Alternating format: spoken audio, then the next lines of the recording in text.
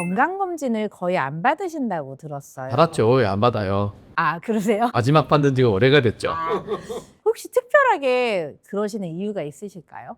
아, 이게 참 어려운 얘기인데 네. 제가 검진을 안 받으니 여러분도 받지 마세요라는 건 아니에요. 제가 삶에 대한 철학이 있어요. 저는 삶에 대한 생각이나 살아가는 방식이란 게 전 국민이 다 동일해야 된다고 생각하지 않은 사람이에요. 나는 나방식대로 살다가 내 삶을 내가 마무리하겠다는 생각을 갖고 있는 사람인데, 검진이라는 거는 질병을 조기 진단하는 거예요. 그렇게 당연히 해서 있는 병을 빨리 찾아내면 빨리 치료해서 훨씬 더 좋은 상태로 살아갈 수 있으니까 받는 게 좋죠. 그게 검진의 기본 이유이기도 하고, 또 그렇게 해서 조기 진단해서 건강하게 사시는 분들이 되게 많으니 하는 거는 맞는데, 지금 볼 것 같으면 검진이라는 게 하나의 어떤 영리행위처럼 변해가는 모습도 꽤 많아요. 건강검진 패키지 프로그램이 있더라고요. 근데 그거를 부모님께 하는 효도인 것처럼 생각해서 한번 모시고 가서 하기도 하고, 또 여러 가지 형태를 하는데, 제가 검진을 마지막 받았던 게 50 초반 중반에 한번 받고 난 다음에는 안 받아요. 특별히 진단된 것도 없을 뿐더러, 그 다음에 제 기본 생각은 내가 수술 때 눕지 않겠다는 게 기본이에요. 모르죠. 지금 나이 64세니까 내 몸속에 어떤 병이 생겼고 그것이 진행되고 있을 수도 있어요. 몰라요. 모르는데 우리가 느낌이라는 게 있어요. 내가 너무 어디가 불편하고 아프면 저도 어쩔 수 없이 하겠지만, 그렇지 않은 상황이면 이 정도면 내가 평균은 살 수 있겠다라는 생각을 해요. 남자 평균 80이에요. 그리고 그 정도면 더 살면 좋죠. 그러나 충분하다는 거예요. 이제 16년만 그럭저럭 내가 잘 살아나가면 평균은 채우는 거고, 그 뒤에 더 삶이 연장된다면 그건 고맙고 감사한 일이니까 그렇게 생각하는 거예요. 그래서 수술 때 눕지 않겠다는 게 원칙이기 때문에 진단을 안 받는 것 뿐이에요. 그래서 제가 검진을 안 받는다는 얘기고, 그러면 왜 일반인들에게 제가 받으라고 얘기하냐 그러면, 국가에서 매년 하는 것도 있고 2년에 한 번씩 하는 것도 있고 또 뭐 몇 년에 한 번씩 5년인가 한 번 해주는 이런 여러 가지 프로그램이 있어요. 그 프로그램은 국민으로서 누릴 수 있는 기본 권리이기도 하고 국가에서 또 무료로 해주는 거니까 그 정도는 받아라. 왜냐하면 거기서 루틴으로 체크되는 여러 가지 문제들이 있으면 그건 조기에다 해결이 가능해요. 고혈압, 고지혈증 뭐 이런 것들은 간단하잖아요. 그다음 당뇨. 근데 그게 40이나 50에 맞으래 크게 진단이 되면 치료하면 건강하게 수명을 연장하는데 아무 문제가 없어요. 그러니까 하는 게 맞죠. 근데 그걸 모르고 지나가서 당뇨에 합병증이 온다든지 고혈압에 합병증이 온다 그러면 자녀 수명이라는 건 너무나 불행하게 살아야 돼요. 제가 안 하는 이유는 그 정도는 저도 알기 때문에, 그렇게 따지면 저도 검진은 받은 꼴이 되죠. 뭐 혈압도 한 번씩 재보고 그런 정도는 하는 거니까. 그런 의미에서 하는 얘기고, 제가 검진을 받지 말라는 얘기를 하는 건 아니에요. 건강하게 살려는 노력을 더 하라는 거죠. 검진을 많이 한다고 건강해지나요? 건강하게 사는 법이 더 중요한 거고, 그 건강하게 사는 법대로 살면 그런 문제들이 생길 가능성은 되게 떨어진다. 그게 이제 제가 설명드리는 거죠. 원장님, 그럼에도 불구하고 꼭 이런 검사는 받으면 좋겠다 하는 항목들이 있을까요? 일단 가족력을 잘 봐야 돼요. 만성적인 질환들은 가족력이 되게 있어요. 당뇨, 고혈압, 또 일부 암들 이런 것들은 다 가족력이 꽤 있어요. 여성 같은 경우는 유방암이죠. 폐암 같은 것도 가족력이 있어요. 그런 가족력이 있는 분들이라면 내가 그 나이가 됐을 때 40대 후반 50대가 되면 그런 거에 대한 검사나 신경 써서 받는 게 조기 진단에 도움이 되겠죠. 그래서 그런 것들은 하는 게 좋고, 그 다음에 고혈압이나 당뇨 같은 것도 내가 노력을 잘 해도 정상 체중에 운동 열심히 해도 가족력이 있거든요. 그러면 나타날 수 있어요. 그럼 그런 경우에는 조기 진단에서 치료를 하면 훨씬 건강하게 살죠. 아까 말씀하셨던 부분들이 보통 심혈관 계통의 검사일까요? 그렇죠. 고혈압, 당뇨 이런 게 생기면 마지막 최종 합병증은 다 혈관에 문제가 생겨요. 고혈압이 생기면 뇌질환, 뇌 중풍이 생기죠. 심장에 협심증이 생기죠. 그러니까 바로 생사가 오고 가는 문제가 되고, 당뇨를 오래 앓으면 말초혈관염이 다 와요. 그러면 손발에 궤양 생기죠. 말초혈관 중에 제일 중요한 게 눈에 있죠. 실명하죠. 여자분들 같은 경우 골밀도 이런 부분들에 대한 관심이 많은데 이 검사는 어떤가요? 검사가 중요한 게 아니라 운동이 중요합니다. 그렇죠. 그러니까 운동은 하나도 안 하고 맨날 골밀도 검사기에 손 올리고 발목 올리고 검사만 하고 있어요. 뭐 하자는 거예요? 공부 안 하고 시험 보면 성적이 나쁘지. 여성분들이 폐경이 되고 뭐 갱년기가 되고 완경이 되고 난 다음에 늘 걱정하는 게 골밀도가 떨어져. 나가세요 좀. 좀 걸으세요. 적당히 노출시켜서 좀 태우세요. 너무 하얗게 그렇게 하다 보면 골밀도 떨어져요. 비타민 D가 골밀도에 영향을 주거든요.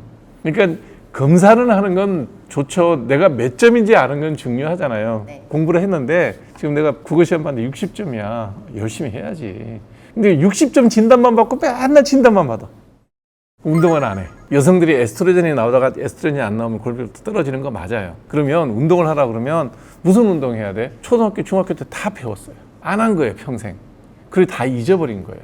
그러니까 제가 설명을 드리면 일단 걸으세요. 빨리 안 걸어도 되고 내 형편 되는 대로 걸으면 돼요. 그냥 매사를 걸어 다닌다고 생각만 해도 골밀도 올라가요. 그러면 이제 어디까지 올라갈까요? 골밀도가. 여기. 척추 아래부터 여기는 걸으면 다 뼈는 부하, 스트레스를 받지 않으면 칼슘이 안 들어가요. 대표적인 예를 들면 어떻게? 저기 우주 승천권에 올라가면 우주 플랫폼이 있어요. 거기에 실험실 안에 한 서너 달 있다가 내려오잖아요. 골밀도가 거의 없어요. 제로에 가까이 떨어져요. 왜냐하면 무중력이잖아요. 중력이 없으면 뼈가 단단해야 될 아무런 이유가 없어요. 무중력 상태에서 한두 달, 서너 달 있다 보면 뼈가 다 칼슘이 다 빠져요. 그러니까 골다공증이 다 와요. 그래서 우주인들이 땅에 딱 내리면 양쪽에서 부축하잖아요. 아니면 아예 미국 같은 경우에는 눕혀버려야죠. 그러니까 침대에 눕혀서 끌고 가요. 왜냐하면 그분들 뻘떡 일어나서 막 움직이면 뼈 부러져요. 우리는 땅에 사니까 중력은 느끼고 사는데 맨날 드러누워 있으면 가장 무중력에 가까워. 그러니까 여기 뼈에 칼슘이 안 들어가는 거예요. 뼈 속에 칼슘을 집어넣으려면 뼈에 이런 스트레스를 줘야 돼. 가장 좋은 방법은 걷기예요. 그러면 하체에 있는 모든 뼈가 칼슘이 들어가요. 그럼 여기도 검사하잖아요. 여기 검사, 손목. 여기 어떻게 해야 돼요? 스트레스 없죠? 스트레스 없어요, 팔에? 팔굽혀펴기를 해야 돼요. 그러면 여자들에게 팔굽혀펴기 하라 그러면 그 힘든 걸 내가 어떻게 해? 실제로 해보라고 하면 대부분 여자들 다리 뻗고 남자들이 하는 팔굽혀펴기 못 해요. 왜? 평생 안 했는데 어떻게 해? 그래서 그런 분들 어떻게 해야 되냐면 무릎에다가 저기 쿠션을 2개를 놓고 쿠션을 받치고 발끝으로 팔굽혀펴기 하는 게 아니라 무릎을 엎드려서 무릎으로 팔굽혀펴기 하면 좀 쉬워요. 그 정도만 해도 돼. 그것도 할 힘이 없다. 그러면 이걸로 버텨갖고도 하면 이게 뼈에 힘이 가요. 스트레스가 가해져요. 그런 게 중요한 거지. 골밀도 검사 그리고 맨날 처방하는 게 뭐예요? 칼슘제, 비타민 D. 우주선에서 맨날 그거 먹어봐야 안 간다니까. 그쪽으로 필요가 없으니까. 우리가 그런 필요 없는 삶을 사는 거예요. 운전해서 목적지 가서 좀 몇 발자국 걸어갔다가 또 와서 컴퓨터로 조금 작업하다가 옛날에는 다 뭐 빨래 하던 거, 설거지 하던 거, 식기세척기, 세탁기 그것도 널어야 되는데 그것도 귀찮으니까 건조기 힘쓸 일이 없는 거예요. 뼈에 스트레스가 가할 힘이 없어요. 그러니까 뭐 건드림이 깨지는 거예요. 튼튼하게 해야 돼. 뼈를 어떻게 팔굽혀펴기 하시라고. 무릎으로 하다가 좀 능력이 생기면 발끝으로 팔굽혀펴기 할 수 있어요. 그게 오늘 했다고 내일 되지는 않아요. 매일매일 하면 일주일만 지나면 할 수 있어요. 한 달 지나면 웬만큼 해요. 그 일을 하고 골밀도 검사를 받으시면 쭉쭉쭉 올라갑니다. 칼슘도 먹었겠다. 비타민 D도 먹었겠다. 이거 하면 이제 그런 거 하라 그러면 안 하죠. 왜 안 하는지는 나는 모르겠어. 그리고 맨날 관심은 많어. 골밀도에 대해서. 그러니까 수학을 열심히 관심은 있는데 공부는 하나도 안 해. 성적 안 올라가요. 흡연하시는 분이 폐 검사를 계속 하는 거랑 똑같은 얘기인 거죠? 괜찮다는 얘기를 들을 욕심으로. 담배를 그렇게 하루에 한 갑씩 피는 사람이 폐 검사하는 마음이 뭘까요? 좀 더 펴도 되나? 그러니까 내가 나쁜 짓 한 건 알아. 그래도 검사상 큰 병 없습니다 소리 들으면 휴 다행이다. 요거예요, 요거. 그러지 말고 끊으시라고. 얼마나 쉬워. 제가 이런 얘기하면서 얼마나 쉬워요 그러면 그 얼마나 어려운데 여기서 말하는 쉽다라는 거는 변수가 적다는 얘기예요. 둘이서 뭔가를 거래를 한다. 자, 이거 사세요. 이거 얼마예요? 그러면 끊임없이 눈을 보면서 상대의 의중을 살펴야 돼. 그러니까 변수가 2개, X, Y 변수가 2개예요. 그래서 그 변수를 맞춰서 답을 내기는 어려워요. 근데 담배 끊는데 변수가 몇 개 있죠? 하나예요. 세상에서 쉬운 거는요, 변수가 하나인 게 쉬워요. 그 변수가 나한테 있으면 더 쉬워. 변수가 상대방이 있으면 내가 또 눈치를 봐야 돼. 저 사람이 결정권자면 내가 의리야. 이러고 눈치를 봐야 되는데 변수가 나야. 내가 마음만 먹으면 다 할 수 있는 일이에요. 그러니 담배 끊으라. 술 적당히 먹어라. 팔굽히기 하세요. 그러세요. 그 모든 거에 엄청나게 돈이 들어가는 게 하나도 없어요. 돈 좀 드는 거 걷는데 워킹 슈즈는 하나 사야 되겠다. 그 정도 돈은 들고 담배 끊는 거는 돈이 벌리고 술 덜 마시면 돈이 벌리고 팔굽혀펴기 하는데 돈 들 거 하나도 없네. 그거는 내 마음만 있으면 되는 거예요. 그래서 제가 쉽다라고 하는 거예요. 의지라는 얘기죠. 부모님 효도 선물이나 이런 걸로 건강검진 말씀해 주시긴 하셨는데 피해야 할 건강검진들이 있을까요? 이제 검진 중에 피 한 번 뽑고 혈압 한 번 재는 검진을 굳이 피해야 될 이유는 없겠지만 좀 이렇게 몸에 들어가는 것들 있죠. 위내시경, 대장내시경.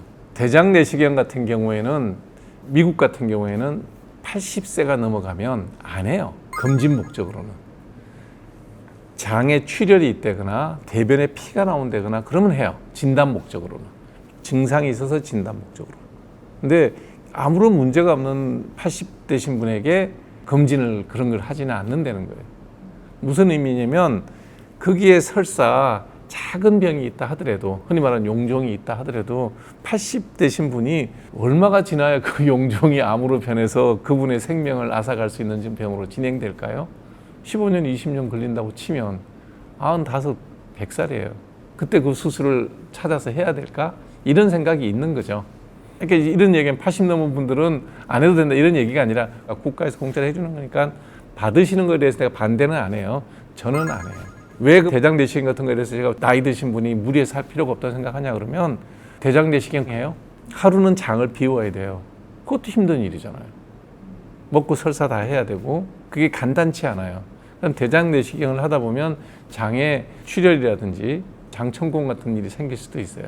그러면 정말 멀쩡하게 잘 사신 분이 부작용이 생길 수도 있다는 거죠. 자주 있는 일은 아니지만. 그래서 우리가 정부에서 정한 프로그램대로 그런 정도를 받아보고 이상이 없으면 너무 강박적으로 검사에 매달리지 마라.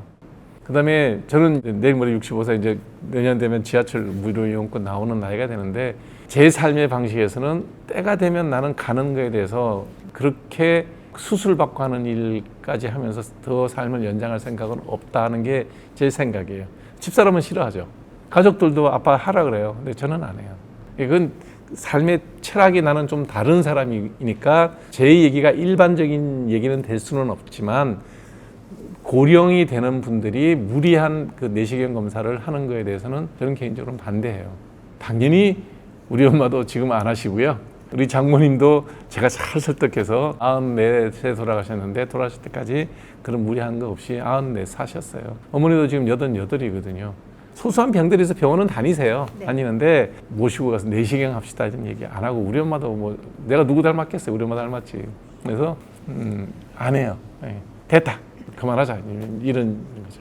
그럼 검사하면 몸속으로 넣는 것도 있지만 영상 검사들도 많잖아요. 그거 형편되시면 하시는 거 저는 좋아해요. 요즘에 심장 같은 경우에도 보면 심장 초음파, 심장 CT 이런 거 있거든요. 네. 그래서 증상이 있거나 그쪽에 또 집안에 내력이 있는 분들이라면 한 번은 해보시는 게 좋다. 10년에 한 번, 좀 의심스러운 5년에 한 번 정도. 특히 대표적인 게 폐 질환 있는 분들이 있잖아요. 폐암이라든지 집안에 폐가 안 좋아서 돌아가신 어른들이 있는 분들이라면 저설량 CT라고 CT가 왜 그게 필요하냐면 그냥 우리가 이렇게 해서 엑스레이 찍는 거 있죠. 이거는 진단율이 되게 낮아요. 그렇다고 기관지 내시경은 뭐 위 내시경이나 그 대장 내시경보다 훨씬 힘들어요. 그리고 진단율이 높지도 않고 제일 좋은 건 CT예요. CT를 찍으면 폐 속에 있는 모든 것을 다 볼 수는 있어요. 근데 그 CT 용량이 그 방사선 피폭량이라 그러죠. 엄청나게 많아요. 그거 자주 찍으면 정말 그 쪼여준 방사선 양 때문에 암 생길 거예요. 그 정도로 이제 그 방사선 피폭량이 많기 때문에 그걸 갖고 루틴으로 검사 항목으로 쓰기는 그래요. 근데 요즘 나온 게 뭐냐면 저설량 CT. 그냥 플레인 엑스레이 찍는 것보다는 조금 더 엑스레이가 들어가긴 하지만 그 진단 목적으로 아니면 검진 목적으로 사용해도 괜찮을 정도의 방사선 피폭량이에요. 그래서 그런 거는 폐질환의 가족력이 있는 분, 특히 폐암 가족력이 있고 내가 흡연 경력이 있는 분이라면 담배 끊고 가셔야 돼요. 그런 마음은 가져야 된다는 거죠. 그리고 한번 해보시면 좋고 이상 없으면 5년, 10년 정도에 한 번 정도 해보는 거는 괜찮죠. 저설량 CT 가족력 있는 폐질환자라면 한번 해보시라는 걸 권하고 싶어요. 요즘 건강에 대해서 관심이 많다 보니까 머리부터 발끝까지 펫 검사들 많이 받으시잖아요. 네. 그 부분에 대해서는 어떻게 생각하세요? 페트라는 게 원래는 어디에 나왔냐면 몸에 암이 있는 사람이 수술을 하고 항암 치료하고 방사선 치료해서 암이 다 완치가 됐음에도 불구하고 원격 전이가 생길까봐 했던 검사가 페트라는 검사예요. 방사선 동위원소를 놓고 전신을 방사선 사진을 찍으면 전이된 암을 조기 발견할 수 있어요. 근데 이걸 검진 목적으로 쓰겠다? 그거 다 비보험이거든요. 보험 안 돼서 돈이 꽤 들어요. 나보고 페트 검사 줄 테니까 해봐 그러면 잘 안 받아요. 그러니까 아무 증상도 없고 멀쩡한데 거기다가 왜 방사선 동위원소를 집어넣고 방사선에 노출되는 일을 내가 왜 합니까? 그 자체가 방사선인데, 그 자체가 발암 물질인데. 그러니까 너무 지나치다는 거예요. 병에 대한 걱정이 지나치면 정신과에서 건강염려증이라고 해서 하이포콘드리아시스라고 하는 정신병으로 분류합니다. 그러니까 내가 살아가는데 건강하게 살아가고 특별한 불편이 없는데 그냥 암에 대한 공포가 갑자기 생겼다. 그런 이상한 암 환자들 전이 진단 목적으로 하는 검사를 받느니 내가 건강에 대한 걱정이 너무 많구나. 정신과 가서 정신과 선생님하고 상담하시면서 내가 이런 마음이 드는데 어떻게 하면 좋을까요? 라고 상담하는 게 나을 거예요. 너무 지나치게 그러지 말자. 다만 이제 가족력이 있는 분들이 있어요. 그런 분들이라면 특히 여성의 유방암 같은 경우에 가족력이 있다. 어머니도 유방암 앓으셨고 고모도 앓았고 이러면 엄마 아빠 쪽에 다 있는 거거든요. 그게 그런 경우라면 BRCA1인가 하는 그 브라카라고 하는 유전자 검사에서 피부 나와요. 그건 간단해요. 그런 검사 정도는 받아보는 건 좋다. 그러나 페트 검사를 전신으로 멀쩡한데 하겠다. 그건 저는 아니라고 봐요. 유방암 같은 경우도 초음파, 뭐 브라카 유전자 검사 이런 건 다 비침습적이고 그 다음에 간단하고 그 다음에 스트레스 주지 않는 그런 검사들이잖아요. 요거 꽉 눌러서 찍어야 되고 그러니까 조금 아프긴 하죠. 네. 그러면 건강검진을 고민하고 있는 분들 있잖아요. 그런 분들 위해 원장님께서 한 말씀 해주신다면? 아는 게 병이다. 모르는 게 약이다. 이런 얘기가 이제 철학의 문제거든요. 저는 모르는 게 약이다고 생각하는 사람이에요. 그리고 너무 많이 아는 것도 병이다라고 생각도 해요. 근데 반대로 꼼꼼하신 분들이 있고 걱정이 많은 분이 있어요. 예를 들면 이제 본인이 공개한 거니까 홍해걸 박사가 폐암 얘기를 했잖아요. 저는 이제 가까이 있으니까 잘 알죠. 저설량 PET-CT를 찍었어요. 여기 폐에서 요만한 게 이제 발견이 된 거예요. 증상 당연히 없죠. 그냥 검진 차원에 찍은 거예요. 그때부터 환자가 됐어요. 일단 뭐 몸 이상이 있는 건 알게 됐으니까 불안하죠. 아마 저도 지금 있을지 몰라요. 근데 모르니까 편하게 사는 거고 홍 박사는 그걸 찍어서 찾았어요. 브라보 찾았다 이걸까요? 야 이거 어떡하지라고 걱정이 될까요? 그게 뭐 다이아몬드는 금도 아닌데 찾아서 좋을 게 뭐가 있어요? 불안한 거죠. 근데 딱 결과가 뭐냐면 암입니다. 그러면 수술하겠죠. 암인지 아닌지 애매해요. 그럼 그때부터는 불안한 거예요. 그래서 6개월인가 1년마다 검사를 받았을 거예요, 아마. 모양의 변화, 사이즈의 변화. 왜냐면 저설량 CT를 찍으면 정확하게 이제 사이즈 변화도 알긴 하니까. 이게 확 커지면 빨리 수술할 텐데 커졌는지 안 커졌는지 애매해요. 그러니까 이걸 수술해야 되나 말아야 되나를 3년인가 홍 박사가 고민했을 거예요. 정말 뭐가 확 나쁘면 수술하겠는데 그렇지도 않고 안 그런 것 같기도 하고 사람 마음만 불편하고 저녁 먹으면서 어떻게 하면 좋을까요? 내가 하지 말라 그랬잖아. 증상이 없었으니까 뭐 이렇게 기침을 한다거나 뭐 가래에 피가 나온다. 담배는 옛날에 젊어서 좀 피긴 했지만 그렇게 뭐 골초도 아니고 집안의 어르신들 내가 다 알거든요. 건강하세요. 폐질환도 없고 하지 말라 그랬잖아. 그거 왜 해가지고 그렇게 마음고생을 해? 라고 얘기를 한 거예요. 그 이상 뭐 달리 위안을 할 수 있는 말이 없잖아요. 근데 이제 3년째가 지나고 난 다음에 조금 커진 게 확인했어. 그러니까 이제 결정을 했죠. 수술을 하자. 수술하고 떼어냈는데 이거 폐암 0기에서 1기 사이 애매한 사이인데 조기 발견을 뗐으니까 잘한 거죠. 왜냐면 지금 홍 박사 나이가 50대 후반일 거예요. 이제 자녀 수명에서 보면 진단하고 수술한 것이 이익인 것 같아요. 제가 저설량 PET-CT는 한 번 정도는 나이가 있으면 받아봐라. 흡연 경력이 있고 집안력이 있는 사람들은 라고 얘기하는 게 그런 의미가 있는 거죠. 그래서 조기 검진의 효과는 그렇게 얻을 수도 있지만 그 3년 동안 홍 박사 얼굴을 가까이서 본 사람이면 안 좋았어요. 그냥 그때 했으면 차라리 그때 해버렸으면 또 모르겠는데 정말 할까 말까를. 왜냐면 폐 수술이 여기 점 하나 빼는 거랑 다르거든요. 수술을 하는 건 큰일이란 말이에요. 망설이고 고민하는 시간을 계산해 볼 것 같으면 그것도 괴로운 일이다. 그래서 아는 게 병이다, 모르는 게 약이다는 건 제 생각이고요. 불안하신 분들은 하세요. 하고 난 다음에 괜찮아요 그랬는데 또 계속 불안하잖아요. 정신과 가세요. 건강연료증 꽤 있어요. 저도 사실은 40대는 그런 게 있었어요. 40살에 애들은 막 커올라 오고 내 하나 잘못되면 온 가족이 지금 길바닥에 나간 게 생긴 그런 상황일 때는 정말 걱정도 되고 요만한 변화만 있어도 뭐지? 이런 걱정을 했어요. 특히 제가 두통이 한번 심한 적이 있었는데 뇌에 그 이상한 게 있으면 아프거든요. 두통이 쾅쾅 아파요. 뇌동맥류라는 게 있는데 그거 아닌가 딱 생각나는 게 그 생각이 나는 거예요. 이거 터지면 이제 바로 사망 아니면 반신불수예요. 그래서 막 CT 찍으러 갔더니 내 친구가 나한테 하는 얘기야. 아는 게 병이야. 괜찮아 그거 너 수영하느라고 무리해서 그래. 아스피린 줄 테니까 일주일만 먹으면 다 괜찮아. 수영복 아침에 넣어. 아침 일찍 나와서 잠도 안 자고 수영하는데 그 머리 안 아프겠냐? 그러는데 내 친구고 신경외과의 전문이고 정말 우리나라에서 그쪽으로는 최고로 많이 하는 친구인데 제가 어떻게 했겠어요? 아니야 나 불안해서 집에 갈 수가 없어. CT 찍고 갈까? 그랬더니 CT 보험이 안 될 때니까 학교에다 기부금 낸다고 생각하고 찍어. 그러고 찍으러 갔다가 혈관을 찍으려면 CT에 찍히는 다이를 넣어야 돼요. 다이가 들어가는데 부작용이 쫙 생겨서 온몸에 두드리게 확 생기고 우와 숨차고 그러더라고요. 그래서 누워서 숨 차고 막 몸이 막 가렵고 막 뭐가 막 나와요. 그랬더니 원래 그래요. 참으세요. 저희들이 다 밖에서 다 보고 있으니까 걱정하지 마세요. 그리고 이제 30분인가 그쳐서 뭐 CT 다 찍고 난 다음에 물어봤어요. 어때요? 그랬더니 아유 이상 없다 그랬잖아요. 지금 다 알거든 그 자리에서. 이제 그러고 오는 거예요. 저도 제가 이 세상에서 꼭 살아야 될 존재가 있을 나이에는 그런데 이제 60 넘어가니까 아직 어머니 살아 계시지만 꼭 여기 있어야지 뭐 우리 가족이 삶의 영이 되고 그런 나이는 지났죠. 이게 애들 보고 그러는 거지. 내 목숨 내 알아서 할 테니까 간섭하지 마. 라고 얘기하는 거예요. 삶이 상황이 철학에 따라 바뀌는 거죠. 그래서 여러분들도 그 어느 선에서 적당히 해야지 그냥 걱정만 하는 분들 있잖아요. 그러지 말라고. 정신건강, 전신건강이 다 안 좋아요.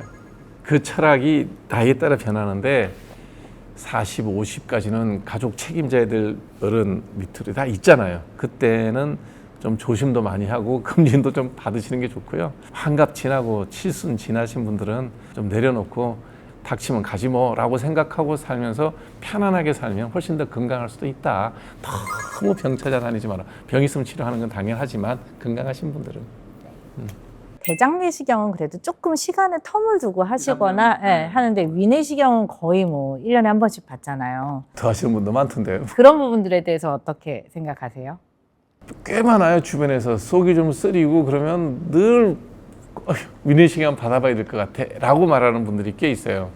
근데 대부분 내시경 검사하면 뭐가 나오겠어요? 신경성 위염입니다. 신경성 위염이에요. 실제로 소화기내과는 내 친구들 얘기 들어보면 환자들이 속설에서 오면 위장약을 주는 게 아니라 신경 안정제 주는 경우가 되게 많대요. 예전에는 의약 분업되기 전이니까 환자들에게 그 약을 주면 환자들이 고개 조그마한 알약 하나 들어가는 걸 모르거든요. 그냥 위장약을 생각하고 먹어요. 근데 먹으면 다 좋아지는 게 뭐냐면 마음이 편해져서 좋아지는 거예요. 바리움이라고 하는 신경 안정제를 많이 썼어요. 근데 요즘에는 다 처방약이 되니까 뭐 이거 왜 줘요? 라고 얘기하면 이제 설명을 해주는 거죠. 스트레스성 위험이기 때문에 마음 편해야 돼. 이 약 좀 먹고 마음 편하게 사세요라고 이제 설명하고 약을 주는데 그래도 또 스트레스 받으면 속 쓰리고 소화불량되고 거부룩하고 그러잖아요. 내시경 하면 또 뭐 이상 없어요. 이상 없진 않죠. 위라는 건 내시경 하면 약간의 위험은 다 있으니까. 근데 뭐 치료할 정도는 아닙니다. 담배 피지 마시고 과음하지 마시고 식사 제때하시고 마음 편하게 사세요. 똑같은 얘기를 해요. 근데 그거 안 하잖아요. 그리고 또 내시경 하러 가. 왜 그런지 모르겠어. 의사들이 얘기할 때는 짧게 얘기해요. 자, 식사 제때 하세요. 그다음에 정량 드세요. 예. 그다음에 스트레스 받지 마세요. 음식 너무 자극적인 거 드시지 마세요. 이 얘기 다 했어요. 그거를 환자를 앉혀놓고 30분 설득하지는 않아요. 3분 안에 진료가 끝나지. 그러면 읽고 그걸 본인이 심각하게 받아들이고 내 잘못으로 나의 잘못된 생활 습관으로 생긴 병이라고 인식을 하고 고칠 생각은 안 하고 약 먹어보고 본인은 하던 대로 해. 10시, 11시 하죠. 야식도 먹고 술도 그냥 뭐 밤새도록 또 먹고 운동하라 그러면 들어 눕고 단짠에다가 매운 것까지 해서 먹어. 그러면 위가 어떻게 견뎌요 그거를. 그건 할 생각은 안 하고 인후과 갔어. 이상 없다 그래서 저 사람 잘못 봤을 거야. 여기 내가 가면 가봐야지. 그리고 이제 호스피탈 쇼핑을 하는 거예요. 심지어 어떤 사람은 내시경 할 때 프로포폴 가지고 재우거든요. 그렇게 불규칙 생활을 하고 막 스트레스 받고 사는 분들이 프로포폴 맞으면 기분이 어떨까요? 되게 행복해요. 푹 자거든요. 30분 동안. 그 사람들이 30분 동안 푹 자고 나면요, 몇 시간 잔 것보다 더 푹 깊이 자요. 다 잊어버리고 자니까. 일어나면 개운해. 그거보다 더 좋은 치료가 없으니까 어떤 사람은 내시경을 병원을 다니면서 프로포폴 맞으러 다니는 사람도 있어요. 중독이에요. 제가 늘 얘기하잖아요. 진단이 중요한 게 아니라 치료가 중요한데 치료보다 더 중요한 건 예방이다. 예방을 하려고 그러면 재미없이 살아야 된다니까요. 재미가 없으면 몸이 건강해져요. 스님들 식사 보세요. 그게 무슨 양념이 있어요? 절밥 드셔보셨어요? 건강한 맛? 그걸 이제 먹으면서 아 이게 내 몸에 참 좋은 음식이야 라고 생각하면서 거기에 입맛을 들여야 되는데 그건 시간과 노력이 걸립니다. 일반인들의 식사에서 절밥에 가장 비슷한 게 안동 헛제사밥이에요. 그 드셔보시면 정말 네 맛도 내 맛도 없어요. 그냥 담담해요. 사실은 그게 제일 몸에 좋은 음식이에요. 그걸 입에 맞추려면 그게 맛있다라고 나를 머리를 교육을 시키려면 연습을 해야 돼. 근데 소스 넣고 설탕 넣고 소금 치고 할머니 손맛 그 MSG 좀 치면 그거는 들어오는 순간 모든 사람들이 다 맛있어요. 단짠 감칠맛.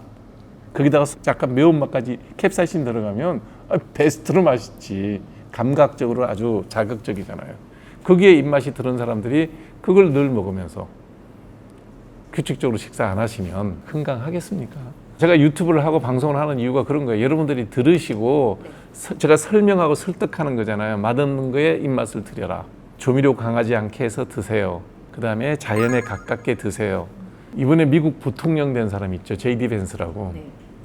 이분이 쓴 책이 힐빌리의 노래인가는 그 책이 있어요. 여러분 시간 나시면 구해서 읽어보세요. 길지 않은 책이고 짧은 자서전 같은 글인데 정말 미국에서 제일 백인 하층민이 사는 그런 정크 푸드만 먹고 살았어요. 뭐 엄마가 마약 중독자고 뭐 결혼과 이혼을 10번 이상 반복하고 하는 그런 집에서 살았고 이러니 뭐 이 친구가 뭘 먹었겠어요.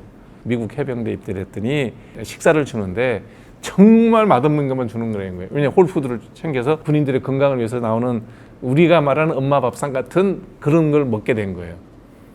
그러면서 배우는 거예요. 아, 이게 내 몸에 좋다는 거, 몸의 변화를 느끼는 거죠. 이렇게 살이 쪘던 사람이 살 빠지고 운동하면서 좋아지고 이런 걸 먹는데 자기가 제일 충격받았던 거는 해병대 식사는 다 똑같아요. 직각 식사예요. 그걸 정해진 시간에 10분인가 8분 안에 다 먹어야 돼요. 억지로 먹었죠. 근데 맨 마지막 코스가 식판을 반납하고 끝에 가면 디저트가 있다는 거예요. 케이크도 있고 아이스크림도 있고 이제 좋아하는 맛이 있는 거죠. 그걸 드는데 옆에 교관이 보고 있다가 그 아이스크림을 들고 있는데 탁 털쳐버리는 거예요. 네가 이걸 먹을 자격이 있다고 생각하냐고. 아직도 살이 덜 빠진 거야. 훈련생이니까. 빠지긴 했는데 아직까지 이런 거야. 이것 때문에 너무너무 충격을 받았고 약간 그 불황자의 스타일로 인생을 살았는데 옛날 같으면 이런 정도 모욕을 받으면 제가 가만히 있지 않았대. 근데 견뎌지더라는 거야. 그 모욕이. 왜? 내 몸이 좋아지는 걸 느낀다는 거예요.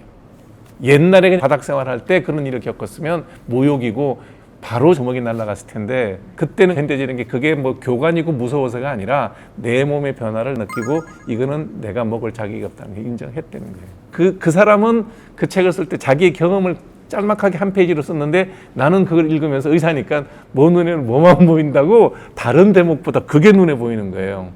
20대 젊은 미국 청년이 이런 몸을 하고 훈련병으로 자원해서 들어가서 훈련받는 기간 동안에 시기가 바뀌고 생각이 바뀌는 거예요. 그 사람이 지금 40살의 미국 부통령입니다.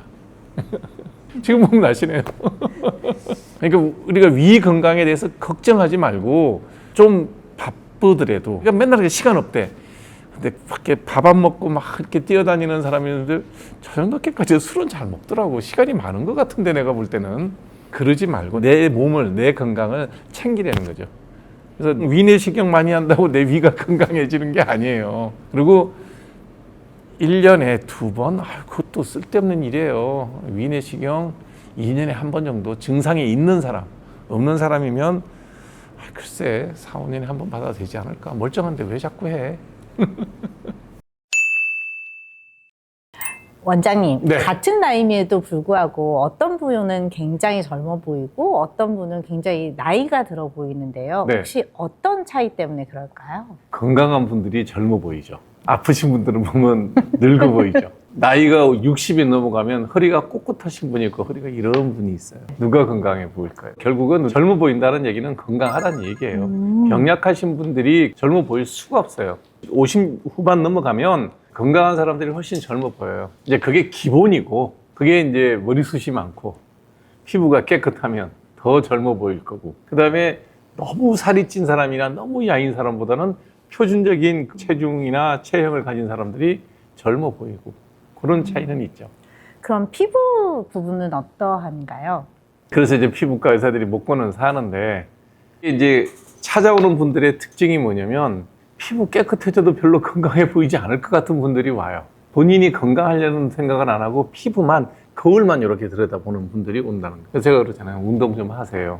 그래서 몸이 건강해지면 낯빛도 좋아집니다 라고 얘기를 하면 자기는 레이저를 받으러 왔다는 거예요. 그거는 집에 청소가 안 해서 어질러져 있는데 여기만 청소하면 집이 깨끗해 보일까요? 라고 되묻는 거죠.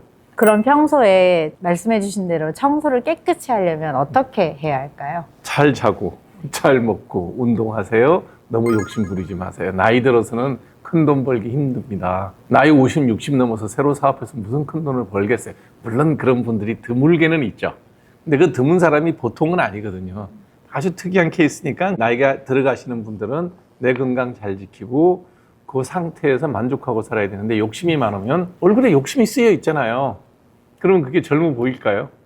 이제 그런 문제들이 기본적으로 해결이 돼야 되겠죠. 아까 말씀 주셨던 것 중에 네. 먹는 식습관부터 한번 여쭤볼게요. 중요하죠. 네. 네. 어떻게 먹는 사람들이 피부 노화가 빠르게 오나요? 사람들은 뭘 먹으면 돼요? 뭘 먹으면 안 돼요? 라고 물어봐요. 근데 저는 늘 얘기하는 게 뭐든지 다 먹어도 돼요예요. 근데 먹는 시간, 먹는 방식이 잘못됐죠. 그래서 식사는 제 시간에 해야 됩니다. 하루 3끼. 뭐 2끼를 먹던 분은 2끼를 동시에 먹어도 돼요. 그건 자기 몸을 훈련시키기 나름이니까. 이제 그 다음에 정량을 먹어야 된다. 그 다음에 뭘 먹을 거냐. 이런 건 좀 피하는 게 좋지 않을까. 이 얘기는 3번째예요. 1번, 2번이 충족이 되면 3번은 그리 중요하지 않다는 거예요. 제가 방금 이제 우리가 녹화 들어오기 전에 간편식을 먹었잖아요. 내용을 보면 되게 좋아요. 근데 우리는 인스턴트 먹을 때마다 약간 불안한 마음을 갖죠. 이거 먹어도 될까? 이런 느낌들을 많이 갖고 걱정을 하는데 정시에 먹는 게 중요하고 정량을 먹는 게 중요하다. 이제 제일 문제가 되는 거는 너무 기름진 거. 그 다음에 칼로리는 잔뜩 있는데 영양소는 전혀 없는 거. 가장 대표적인 게 설탕이죠. 칼로리는 되게 높아요. 그게 들어있는 건 오로지 그냥 단당류 2개 붙어 있는 거, 그거밖에 없단 말이죠. 그렇게 먹으면 뭐가 될까요? 나머지 필요한 다른 영양소는 하나도 없이 똥배만 불룩하게 나오는 이제 그런 게 되는 거죠. 정시와 정량이라고 하셨잖아요. 네. 매일 밤마다 야식을 정시에 똑같이 먹어요. 그럼 그게 현대 생활인들이 네. 밤에 일하는 분들이 있어요. 네. 그래서 9시, 10시 식사를 해야 되는 경우도 있어요. 그러면 그 패턴을 일정해야 된다는 거예요. 평균 수명 얘기를 해보면 불규칙적인 생활을 하시는 분은 수명이 되게 짧아요. 그런 직종이 뭐예요? 연예인, 그다음에 야근하시는 분들, 그다음에 항공기 업무 종사자들, 시차 되게 많이 나요. 특히 항공 업무에 종사하는 분들 보면 엄격하게 이카오라고 하는 국제항공기구에서 규제를 해요. 몇 시간 이상 노동하면 안 되고 연속해서 일해도 안 되고 이런 걸 되게 엄격하게 규제를 해놔도 그분들의 건강이 건강한 분만 뽑거든요. 항공기 조종사가 얼마나 엄격한 신체 검사를 뽑아요. 그래도 평균 수명이 더 높지 않아요. 조금씩 낮아져요. 왜? 시차 나잖아. 계절 갑자기 바뀌잖아요. 밤낮이 바뀐다는 게 너무 힘들어요. 그러니까 예를 들어서 야식을 먹는 분들이 저도 인터넷 리턴트 할 때 날밤 샐 때는 먹죠. 배가 고파 죽겠는데 어떻게 해요? 그런 상황이 젊어서 잠시는 상관이 없는데 생활 습관이 돼서 남들 자는 시간에 라면을 먹고 있는데 그게 건강에 좋겠어요? 그게 라면이 나쁘기보다는 그 시간에 안 자고 먹는 게 나쁜 거죠. 현대인들은 야근도 많이 하고 불규칙한 것들도 너무 많잖아요. 네. 그럴 때는 어떻게 건강을 관리하는 게 좋을까요? 또 우리 간호사들이나 의사들 얘기하지 않을 수가 없어요. 병원이란 건 24시간 돌아가야 되죠. 환자가 뭐 밤에는 안 아픈 거, 낮에만 아픈 건 아니니까. 그래서 야근을 해야 되는 상황이 되면 하루 이틀하고 이렇게 불규칙으로 돌리지는 않아요. 야근조가 있으면 한 달. 그 다음에 아침, 저녁, 야근 이렇게 세 팀으로 24시간, 8시간씩 나눠서 돌거든요. 그걸 바이오리듬에 맞게 돌려주기는 해요. 야근을 하신 분들이 아침에 퇴근할 거 아니에요. 퇴근하고 나면 안막 내리고 주무셔야 돼요. 핸드폰 끄고 주무셔야 돼요. 7시간, 8시간 수면을 푹 취해줘야 돼요. 안 그러면 또 본인의 일상생활에 친구 만나려면 낮에 또 나가야 돼. 그러면 선잠을 자고 건강이 나빠지는 거예요. 결국은 생활을 규칙적으로 해야 돼요. 개인적인 경험을 얘기하면 제가 신경외과나 이런 거 좋아했었어요. 근데 인턴 때 신경외과를 갔더니 모든 레지던트 선생님들이 잠을 못 자요. 일이 너무 많은 거예요. 그분들이 특징이 뭐냐면 이렇게 목만 조금 벽에 붙을 수 있는 상황이면 자요. 아무 데서나. 병원 복도에서도 이러고 자요. 내가 저렇게 잠 안 자는 일은 죽어도 못 하는데 고등학교 3학년 때도 안 하는 일을 이 나이에 이거 해서 제명에 못 살겠다 싶더라고요. 물론 짧은 시간이고 4년 안에 끝나니까 그 일을 하지만 그 뒤에도 모든 신경외과나 흉부외과나 외과 선생님들은 언제든지 전화기를 옆에다 두고 부르면 가야 되는 그런 어려운 일을 하죠. 제가 안 한 이유가 그런 거예요. 수면. 못 견디거든. 잠 안 자고로 못 견디는 사람이에요. 잠을 잘 못 자면 피부에 어떠한 변화들을 크게 주나요? 잠을 제대로 못 자면 몸이 되게 나빠져서 피부에 보여요. 이제 우리 낯빛이라 그러잖아요. 낯빛이 맑고 깨끗한 사람들이 보면 건강해요. 피부과 의사들은 얼굴 이렇게 보잖아요. 민낯으로 오잖아요. 딱 얼굴 보고 나면 저분이 몸 상태가 어떻겠구나 하고 거의 알아요. 거의 맞아요. 여성분들은 뭐 특히 더 본인들이 잘 느낄 거예요. 월경 직전에 피부 좋은 사람이 있으면 나와보라 그래요. 아무도 없어요. 그 월경 직전에는 몸이 다 찌뿌듯해요. 면역도 좀 떨어지고 피부도 칙칙해져요. 배란기 때 피부 나쁜 여성은 거의 없어요. 그때가 내 몸 상태가 제일 좋아요. 그런 식으로 우리 몸의 내부 상태가 여기에 보이는 거지. 내가 잠을 못 자면 피부가 어떻게 되냐? 아니요. 내가 잠을 못 자면 몸이 다 망가져서 얼굴도 지저분해져요. 그게 정확한 표현이에요. 관리를 위해서 다양한 시술들도 많이 받잖아요. 보톡스가 주름을 예방하는 역할을 할 수 있나요? 보톡스는 생긴 주름을 피워주죠. 처음 보톡스가 나왔던 때로 되돌아가면 보톡스가 어디에 사용됐냐 그러면 이게 뇌사시라 그러죠. 눈이 이렇게 몰리는 분들. 그거 치료하려고 처음 응용됐어요. 우리 눈 주위에 근육이 8개가 있네요. 그중에 안으로 당기는 근육이 강조되면 눈이 이렇게 안으로 몰리는 거예요. 그전까지는 이게 수술이 방법이 참 어렵고 결과가 안 좋았어요. 이쪽으로 근육이 잡아 당기면서 눈이 몰렸잖아요. 그럼 여기 보톡스를 놔주면 눈이 안 몰려서 눈이 가운데로 오는 거죠. 물론 6개월에 한 번씩 맞아야 된다는 불편은 있지만 결과가 너무 좋은 거예요. 근육을 마비시키는 거예요. 피부 밑에 있는 표정 근육을 마비시키는 거예요. 그거 계속 맞으면 주름이 안 생길까요? 그럴 수는 있겠죠. 아예 근육을 못 쓰니까. 그럼 우리가 무표정해지죠. 그렇게까지 해서 주름을 막아야 될 만큼 심각하게 얼굴 표정을 많이 쓰는 사람이 있을까? 그렇지는 않죠. 그게 만일에 속설로 돌아다닌다 그러면 주름이 많은 사람이 맞아서 주름이 쫙 펴지니까 표정을 못 잡으니까 그걸 보고 저거 내가 미리 맞으면 이렇게 주름이 안 생기겠구나 이렇게 생각하는 거죠. 그거는 집이 깨끗한데 계속 청소를 하고 있으면 집은 늘 깨끗해. 그러면 청소만 하고 살 거예요. 이게 말이 안 되는 얘기를 요즘 너무 그런 쪽에 관심이 많다 보니 그런 사람들이 만들어내는 그런 정확하지 않은 의학 정보가 되는 거죠. 요즘 울세라랑 써마지 같은 레이저 시술을 많이 받으시는데 정말 도움이 되나요? 처진 사람들, 이렇게 턱선이 처진 사람들, 이런 사람들이 하면 도움은 되죠. 근데 그 도움이 됐을 때 드라마틱한 변화가 있느냐는 거에 대한 생각들은 좀 해봐야 돼요. 대표적으로 카메라 저 클로즈업하고 안경 벗어드릴게요. 보세요. 제 얼굴이 반쪽은 하고 반쪽은 안 했어요. 보여요? 이쪽이 하시는 네. 거고 이쪽이 안 하셨나요? 좌우가 비대칭이죠. 눈 밑에 주름이 어느 쪽이 없어요? 이쪽이 없나요? 네네네. 네. 그게 한 20년 전에 했어요. 20년 전이요? 네. 반쪽만 했어요. 우선 왜 반쪽만 좌우가 다른 거는 보여요? 좀 합니다. 다르죠? 네, 네. 네. 예전에 20년 전에 40 중반에 했을 때 지금보다는 차이가 좀 더 많이 났겠죠? 효과는 간되는 거예요. 그 정도 차이 난다는 거예요. 한 부위와 안 한 부위. 네. 왜 반쪽만 하셨어요? 요 정도 좋아지니 하시려면 하세요라고 설명하는 거예요. 여성분들은 좌우를 다 했다 그러면 그 변화를 느낄까요? 못 느낄까요? 예민한 사람 느껴요. 되게 만족하는 분들 많아요. 요 정도의 차이를 얻기 위해서 하는 거예요. 저 같은 사람은 지금까지 한 번도 방송을 그렇게 하고 카메라 얼굴이 비춰줘도 너 얼굴 짝짝이야라는 얘기 들어본 적이 단 한 번도 없어요. 내가 미용에 관심을 가지고 시간과 돈을 투자해서 얻는 결과는 요 정도 차이다라는 걸 알고 받으시려는 거예요. 이것도 대단한 차이라고 생각하고 기꺼이 수백만 원의 돈과 기꺼이 시간을 투자할 생각이면 하시는데 그리 대단한 차이는 없다. 가 정확한 얘기예요. 그러면 아주 명확한 차이를 느끼려면 어떻게 해야 될까요? 리프팅 수술을 성형외과에서 하는 겁니다. 그러면 어떤 일이 될까요? 60대 얼굴이 40대로 젊어질 겁니다. 근데 누구나 그 사람이 나이 60인 걸 아는데 40으로 얼굴을 잃어가고 다니면 우리가 볼 때 그 느낌은 어떨까요? 편치 않죠. 네. 그런 겁니다.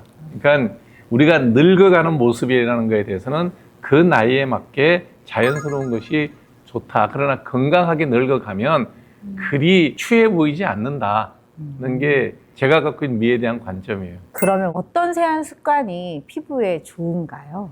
아무 생각 없이 세수하는 제 얼굴은 어때 보이세요? 건강하셔서 좋아 보이는데. 네. 그러니까 그런 것들은 아주 지엽적인 얘기라는 거예요. 저도 지금 이제 카메라 앞에 있느라고 분장을 받았단 말이에요. 분장을 받았으면 당연히 집에 가서 세안을 해요. 네. 뭘 특별히 할 것 같아요? 클렌징? 아니요. 그냥 샤워할 때 비누 세안해요. 한 번 더 하죠, 비누칠. 왜?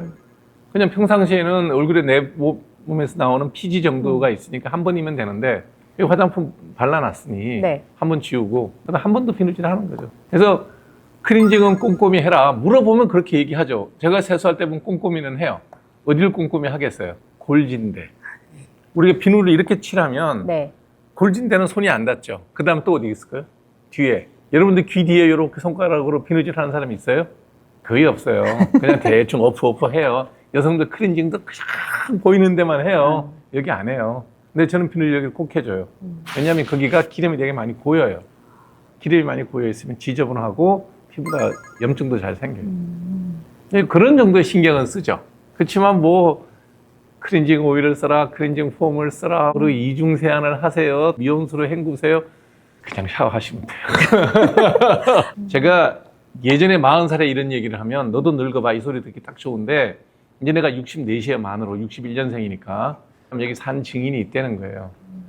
아무것도 안 하고 그냥 일반적인 비누 세안하고 보습제 바르는 정도로 살아온 사람이 여기 있는데 제가 64세 얼굴에 그렇게 피부가 노화가 특별히 더 늙어가지고 보기 흉하지는 않을 거라는 거예요. 그러니까 그런 정보들이라는 거는 나쁜 정보이기는 아니겠지만 시간 쓰고 돈 쓰고 낭비할 일은 없다. 요즘 네. 그 레이저 시술을 받을 때 울세라를 받을까 써마지를 받을까 고민하시는 분들이 많잖아요. 많죠. 네. 어떤 게 좋은가요? 그러니까 이제 내가 그런 걸 꼭 받겠다. 네. 그 만족도가 비포 애프터가 드라마틱하지는 않다는 알고 받으시라고요. 그 다음에 원리를 설명을 드리면 써마지 같은 경우는 어떻게 하는 거냐면 전기를 여기다가 양극에서 걸어요. 플러스 마이너스 전기를 통하게 되면 열이 발생하죠. 열이 발생할 때 저항이 세면 열이 많이 나오고 저항이 없으면 열이 적게 발생하죠. 피부로 이렇게 여기서 딱 전기를 보내면 피부는 물이 많아서 잘 통해요. 그래서 별로 화상 안 입어요. 근데 밑으로 내려가면 여기 뼈도 있고 지방도 있죠. 거기는 전기 저항이 강해요. 그래서 거기 열이 잘 나요. 그러면 똑같은 전기를 가했을 때 피부는 화상을 안 입고 피부 아래쪽은 가벼운 화상을 입는 거예요. 이걸 좀 쉽게 설명을 하면 여러분 오징어를 불에 넣어서 구우면 어떻게 돼요? 오징어가 늘어져요? 쪼그라들어요? 쪼그라들죠. 네, 여기 쪼그라드는 거예요. 타이트닝이 되는 거죠. 이 사람 피부를 오징어에도 비교해서. 근데 어쩔 수 없어. 제일 쉬운 비유예요. 단백질은 열을 받으면 쪼그라들어요. 콜라겐이 열을 받으면 쪼그라들어요. 그래서 피부가 타이트닝이 되는 거죠. 늘어진 피부가 타이트닝이 되는 거죠. 심부에서는 그런 열이 발생하는데 피부 표면은 화상을 안 입어요. 그 경계선상에서 전기를 가해주는 그 RF 치료가 써마지의 원리예요. 울세라는 기본 원리는 초음파예요. 초음파. 초음파를 가지고 이 부분을 열을 가할 거예요. 그러면 초음파를 열을 이렇게 가해요. 양쪽으로 나눠서 50의 초음파를 주면 화상 안 입어요. 여기서 50을 주면 화상을 안 입어요. 그러니까 피부 표면은 화상을 안 입죠. 여기 50 만나서 100이 된 요 지점은 어떻게 될까요? 열이 확 나는 거예요. 그래서 여기다 열을 가하고 여기다 열을 가하면 땡기죠.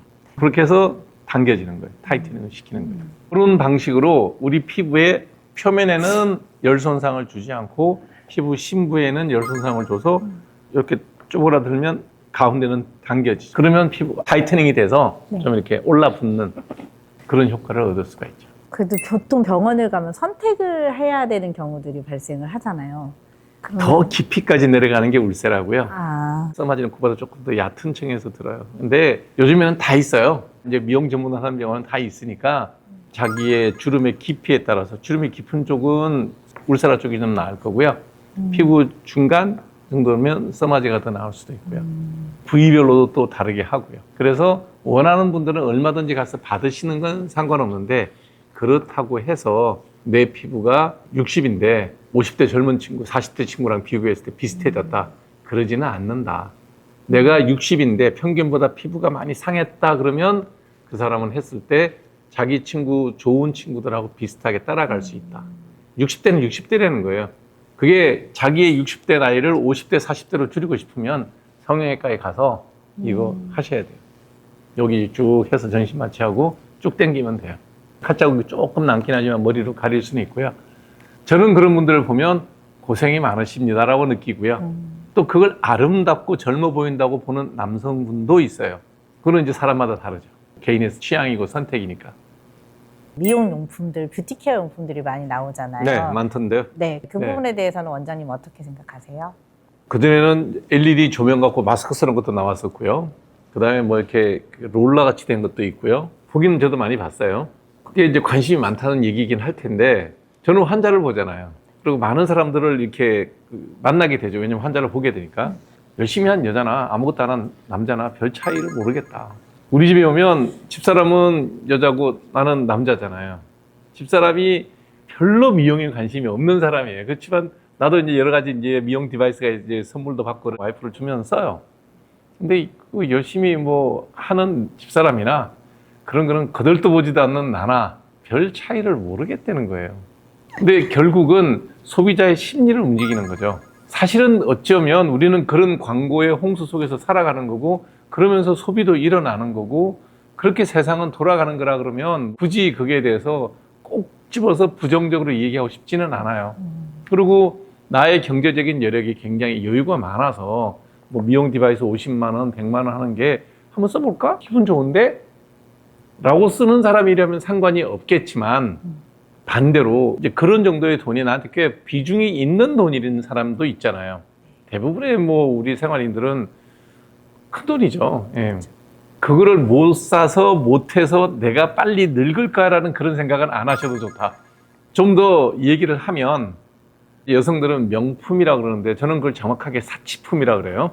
럭셔리는 우리가 사전을 찾아보면 명품이라고 번역되지 않고요. 사치품이라고 번역이 됩니다. 럭셔리 제품이 나오는 원래 럭셔리의 고향, 저기 프랑스, 영국 왕실 이런 데서는 명백하게 럭셔리를 사치품으로 인식하고 그 국민들도 그래요. 아무나 하는 거 아니고 부모 잘 만나서 왕족으로 태어난 사람들, 귀족으로 태어난 사람들, 놀고 먹어도 돈 나오는 사람들, 영지 같은 게 물려받아서 네. 뭐 사업을 크게 해서 돈을 번 사람들, 너네들 뭐 사치품 쓰는 건 난 관심 없어. 이건데 우리는 그거를 쓰지 못하면, 그걸 갖지 못하면 내가 뒤처지는 것 같아. 이런 느낌을 가질 필요는 없다. 미용 디바이스가 아주 값싸게 나온 것들 많아요. 그 초음파 클렌징이란 이런 거 보면 그리 비싸지 않은데 한 번씩 해주면 딥클렌징 효과도 있고 그 정도 쓰겠다. 굳이 말릴 일은 아니에요. 그리고 그 돈이 뭐 그렇게 큰 비싼 돈이 아니라 모르겠지만 제가 알기로 200~300만 원짜리도 봤어요. 이런 비싼 거. 그걸 쓴다고 해서 그걸 쓰지 않는 사람하고 다를까? 쓴 분들은 만족하는 분들이 많아요. 난 그분들을 비난하고 싶은 생각은 없어요. 쓰지 않는 사람이 난 저걸 안 해서 얼굴이 망가질 거라는 걱정은 하지 않아도 좋다. 전제 조건이 있죠. 잘 먹고 규칙적인 생활을 하면 그게 그렇게 피부 노화에 영향을 좌지우지할 만큼 큰 차이는 없다. 제 동년배 여성들도 있을 거 아니에요. 저도 이제 나이가 들었으니까. 여자들은 남자보다 관심이 많잖아요. 동창회에서 만나거나 뭐 어떤 모임에서 만났을 때 화장 지우면 다 비슷비슷할 거다라는 느낌이 들어요. 그래서 그런 거에 대해서 지나치게 경제적으로 부담을 느끼면서 돈을 쓸 이유는 없다라는 게 내 생각입니다. 하시는 분들 하세요. 만족스러우면. 피부 건강이나 건강을 위해서 이거는 꼭 지켰으면 한다라고 하는 간단한 정리를 해주신다면. 일단 피부가 좋으려면 건강해야 돼. 네. 내가 아프면 피부도 좋을 수가 없으니까 건강해야 되는 건 전제하에 피부를 위해서 꼭 해야 된다. 밖에 나갈 때 강한 햇살을 받을 때 자외선 차단제는 꼭 발라라. 그거는 정말 투자하면 투자 대비 만족할 만한 효과를 얻을 수 있어요. 그리고 세월이 지날수록 자외선 차단을 하고 다닌 사람과 그러지 않은 사람의 차이는 엄청나게 나요. 이제 팔 보시면 크로즈 한번 해주실래요? 이 피부를 원하세요? 이 피부를 원하세요? 근데 지금 다리도 지금 벗겨놓으면 딱 여기 하반신이 그러거든요. 그 짧은 바지 입은 아래쪽은 새카맣고 위쪽은 괜찮아요. 요 차이가 나는데 그러면 저는 몰라서 이렇게 하고 다닐까요? 이건 왜 그러냐 그러면 우리 피부가 너무 자외선을 받지 않으면 우리가 흡수하는 비타민 D가 활성 비타민으로 변하지 않아요. 그게 뼈를 튼튼하게 하고 그렇게 하려면 활성 액티브 비타민 D로 변해야 되거든요. 그러면 어느 정도 햇볕도 받아야 돼요. 그러면 우리가 제일 망가져도 괜찮은 데가 어디예요? 가려지는데. 그래서 팔, 다리, 바닷가에 나가게 되면 등이나 가슴 한 번씩은 쪼여주지만 그래도 너무 망가지면 안 되는데 얼굴, 그러니까 이제 수건 뒤집어 쓰는 거죠. 바닷가에 나가도. 그러면 어느 정도 비타민 D도 활성화시키는 데 도움이 되고 좀 어지간히 가릴 수 있으면 가리고 또 겨울 되면 또 긴팔 입으니까 가려지기도 하고 그래서 자외선 차단은 피부 노화가 이 정도 차이 난단 말이에요. 깨끗하잖아요. 얼마나 지저분해요. 이게 계속 이러잖아요. 검버섯 쫙 생겨요. 겨울엔 또 가리고 이렇게 잘 또 조절을 해서 어느 정도 태우는 거죠. 그 자외선 차단제는 피부 노화에 적극적으로 저는 권합니다. 외출할 때 꼭 써라. 특히 노출되는 자리에는. 그 다음에 또 하나는 뭐냐면 건조한 계절이 되면 지금 이제 우리가 9월 되잖아요. 또 10월 되면 금방 날씨가 언제 이렇게 무더위가 있었냐 싶을 정도로 바짝바짝 말라요. 그래서 보습제 꼭 발라라. 그 두 가지는 기본적으로 꼭 필요하고요. 그 다음에 먹는데 신경 좀 써라. 좋은 거 먹는데. 좋은 게 별 게 없어요. 그냥 신선하고 내가 동네에서 구할 수 있는 그런 다양한 영양소가 들어있는 가공되지 않은 음식. 홀푸드라 그래요. 그러니까 야채를 뽑으면 그냥 뿌리부터 이파리까지를 다 깨끗이 씻어서 다 먹을 수 있으면 다 먹으라는 거거든요. 홀푸드를 먹는 게 좋고 그런 신선한 야채를 챙겨 먹을 줄 알아야 된다. 고기를 먹더라도 생선을 먹더라도 신선한 거 원재료를 구해서 먹을 수 있으면 그게 가장 좋죠. 그게 맛있어서가 아니라 갖고 있는 그 고유 음식의 영양소를 다 섭취할 수 있으니까 그런 신선한 영양소들을 꼭 챙겨 먹을 수 있게 잘 먹어라. 그 정도 세 가지는 지켜야 되겠죠. 하지 말아야 될 거는 너무 쾌락적인 삶을 살지 마라. 여기서 쾌락이라고 뭐 대단하게 우리가 생각하는 로마 황제가 누리던 그런 쾌락이 아니라 예를 들면 그런 거죠. 술 마시잖아요. 그 술 괴롭자고 마시는 사람 있나요? 즐겁자고 마시잖아요. 쾌락이거든요. 근데 그 쾌락을 전혀 안 누리는 사람도 불행하지만 거기에 탐닉하는 사람도 불행하잖아요. 적당히. 일주일에 한두 번만 마시자. 담배 괴롭자고 피는 사람이 있어요. 피면 기분 좋으니까 피죠. 그래서 피던 사람은 끊어라. 그 다음 또 어떤 게 있죠? 쾌락적인 거. 시간 났을 때 영화 보는 게 즐거우세요? 나가서 헐레벌떡 달리기 하는 게 즐거우세요? 달리는 게 즐겁다고 생각할게요. 그런 사람은 없거든.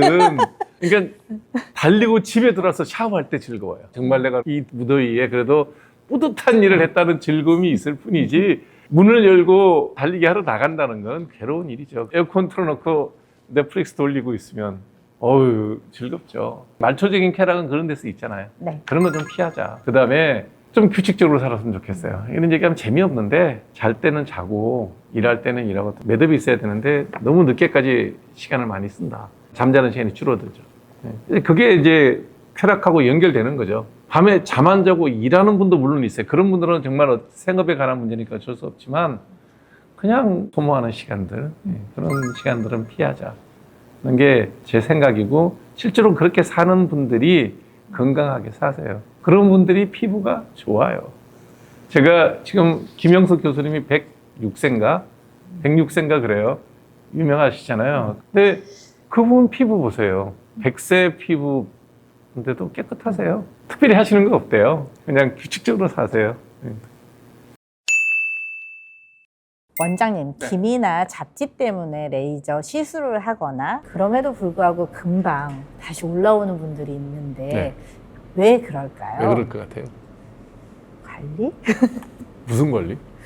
생활 습관이라는 것들을 바꾸지 않고 그냥 시술에만 의존해서 그런가요? 유전이에요. 그러니까 이제 좀 나눠서 설명을 드릴게요. 기미는 이렇게 넓게 생기잖아요. 나비 모양으로 이렇게 광대뼈 밑으로 일반적으로 심하면 여기도 다 생기지만 생기는 원인이 유전이에요.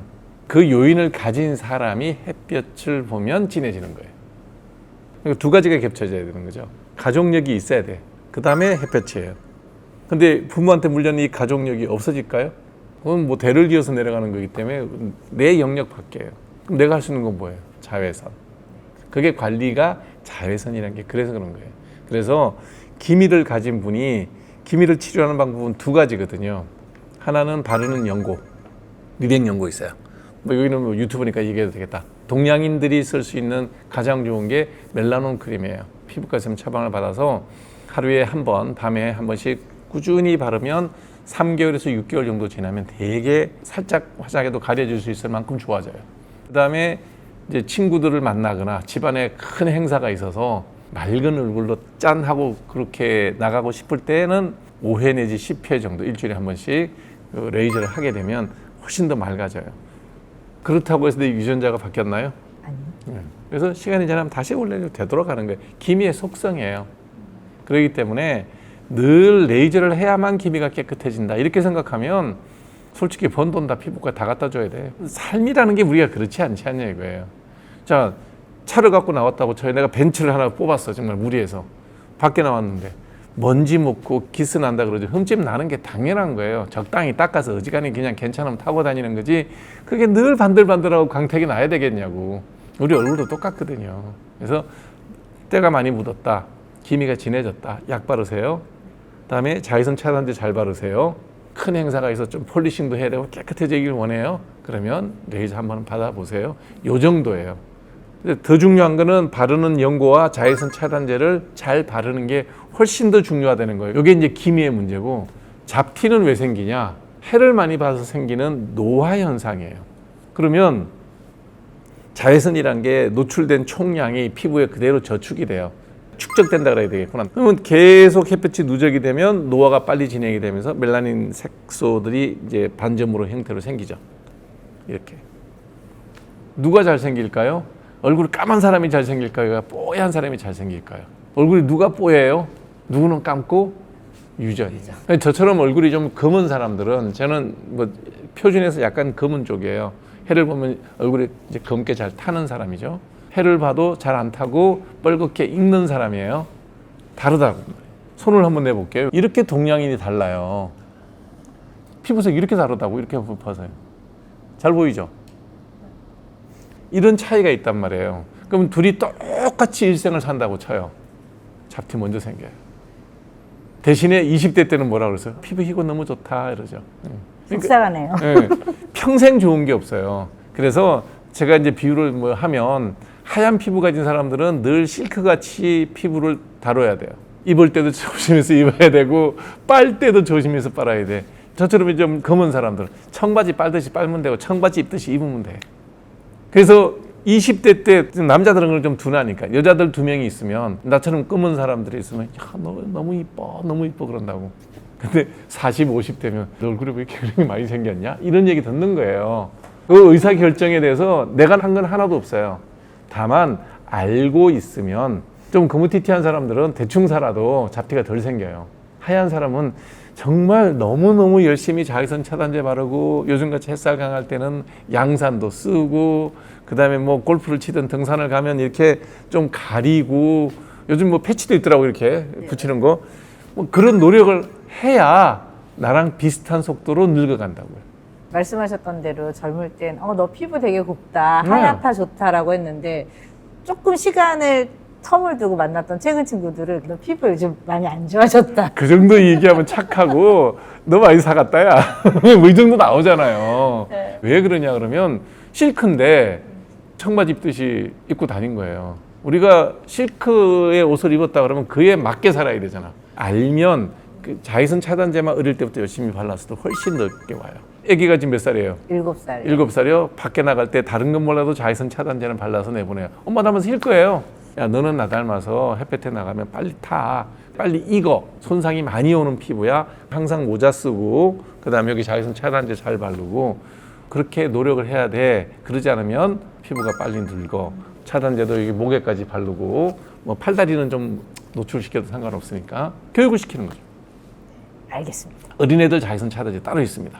네. 자극이 좀 적은 걸로. 주근깨 이런 건 어떤가요? 주근깨하고 잡티는 또 달라요. 예. 자, 잡티는 저기 한 20대 후반, 30대 한 중반에서 생겼을 거예요. 그죠? 주근깨는 10대부터 생겨요. 왜 그럴까요? 유전이에요. 그러니까 이제 사춘기가 시작될 때쯤 주근깨 생기면 남자애들은 뭐 그냥 그런 게 둔하니까 넘어가는데 여학생들은 뭐 그냥 너무 안 좋았다고 신경 쓰죠. 그런 주근깨도 유전이에요. 그때부터 레이저 한다고 막 해달라고 그러고 엄마가 애들 데리고 오고 그래요. 그러면 대학생 되면 하세요. 왜냐하면 해서 없애도 운 좋으면 1년, 운 나쁘면 2달이에요. 재발되는데. 몰라요. 해봐야 알아요. 하면 일단은 없어져요. 뭐 재건했으니까. 싹 올라오는데 잘 관리하고 자외선 차단제 잘 바르고 애를 쓰면 한 1, 2년? 대충 하면 한두 달 지나면 싹 올라가요. 어린 친구들의 경우라면 가리고 다니는 메이크업을 살짝 하는 게 애들이 낫다. 카바마크 같은 걸로 살짝 가려주면 되거든요. 종류가 되게 많잖아요. 잡티나 뭐 주근깨나 기미나. 그 세 가지예요. 잡티에서 다시 이제 파생되는 게 50, 60, 70이 되면 잡티는 처음에는 그냥 피부에 맨질맨질하게 있어요. 만지면 안 만져지죠? 지금 잡티도 만지면 안 만져지죠? 세월이 더 지나면 이게 위로 올라옵니다. 만져지면 우리가 뭐라 그래요? 검버섯이라고 그래요. 이름이 바뀌는 건데 이제 실상 자외선에 의해서 피부 노화에 축적된 결과죠. 안 만져지는 매끌매끌한 갈색 반점은 약 바르면 되게 좋아져요. 미백연고 멜라논 크림 바르시면 약간 붉은기를 띠면 색깔이 싹 빠져요. 젊어서 하면, 일찍 하면. 그리고 이렇게 튀어나온 검버섯은 정답이 없어요. 무조건 레이저 수술해야 돼요. 재밌는 거는 이렇게 편편한 잡티는 레이저하면 치료 결과가 만족도가 반반이에요. 좋아지는 사람도 있고 금방 재발되는 사람도 있고 확률이 반반인데 만져지는 두꺼운 검버섯, 지저분한 검버섯 있죠? 레이저로 제거하면 100% 좋아져요. 그러니까 이제 우리가 우스갯소리로 그런 거예요.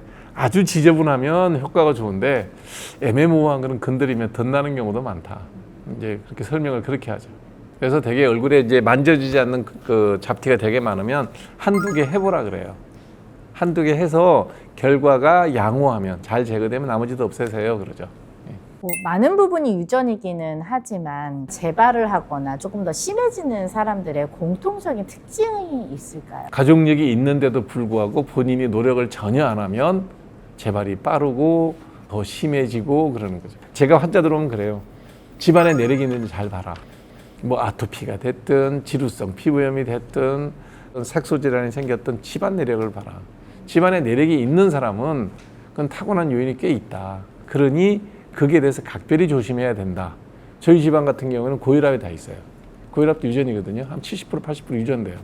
그럼 제가 혈압을 어떻게 해야 되겠어요? 조심을 해야죠. 체중 조절 잘해서 정상 체중, 제때 자고 제때 먹고 짜게 먹고 똑같은 얘기를 반복하는 거예요. 그래서 제가 노력하는 거는 노력이 아니라 저는 이미 입맛이 그래요. 집사람이 보면 참 좋겠대. 그 맛없는 음식을 그렇게 맛있게 먹는다는 거예요. 그래서 나는 그게 맛있어요. 집사람은 예를 들어서 오징어를 한 마리를 요리하더라도 튀겨 먹는 게 맛있대요. 나는 쪄 먹는 게 맛있어요. 좀 튀겨 놓으면 맛이 없어요. 튀긴 게 맛이 없으세요? 튀긴 게 맛이 없어요. 이상하다 그러죠. 사람들은 그런다 그러대. 책상다리도 튀기면 맛있다고. 저는 튀기면 맛이 없어요. 그냥 같은 요리를 해도 데친다, 찐다가 저한테 훨씬 맞아요. 어릴 때부터 그랬어요. 그 다음에 닭고기도 그냥 백숙이 맛있어요. 프라이드 치킨은 싫어요. 저는 프라이드 치킨 나오면 다 발려가지고 껍데기 벗기고 그냥 속살뿐만 좀 파먹고 끝내요. 이게 뭐 별로 좀 기름진 맛이 없더라고요. 요즘은 그것도 없는데 숯불 닭구이가 있어요. 그건 기름이 쫙 빠져서 맛있어요. 전기구이 통닭. 다들 별로 맛없어 하더라고. 저는 이제 그런 쪽으로는 편하게 체질화된 거죠.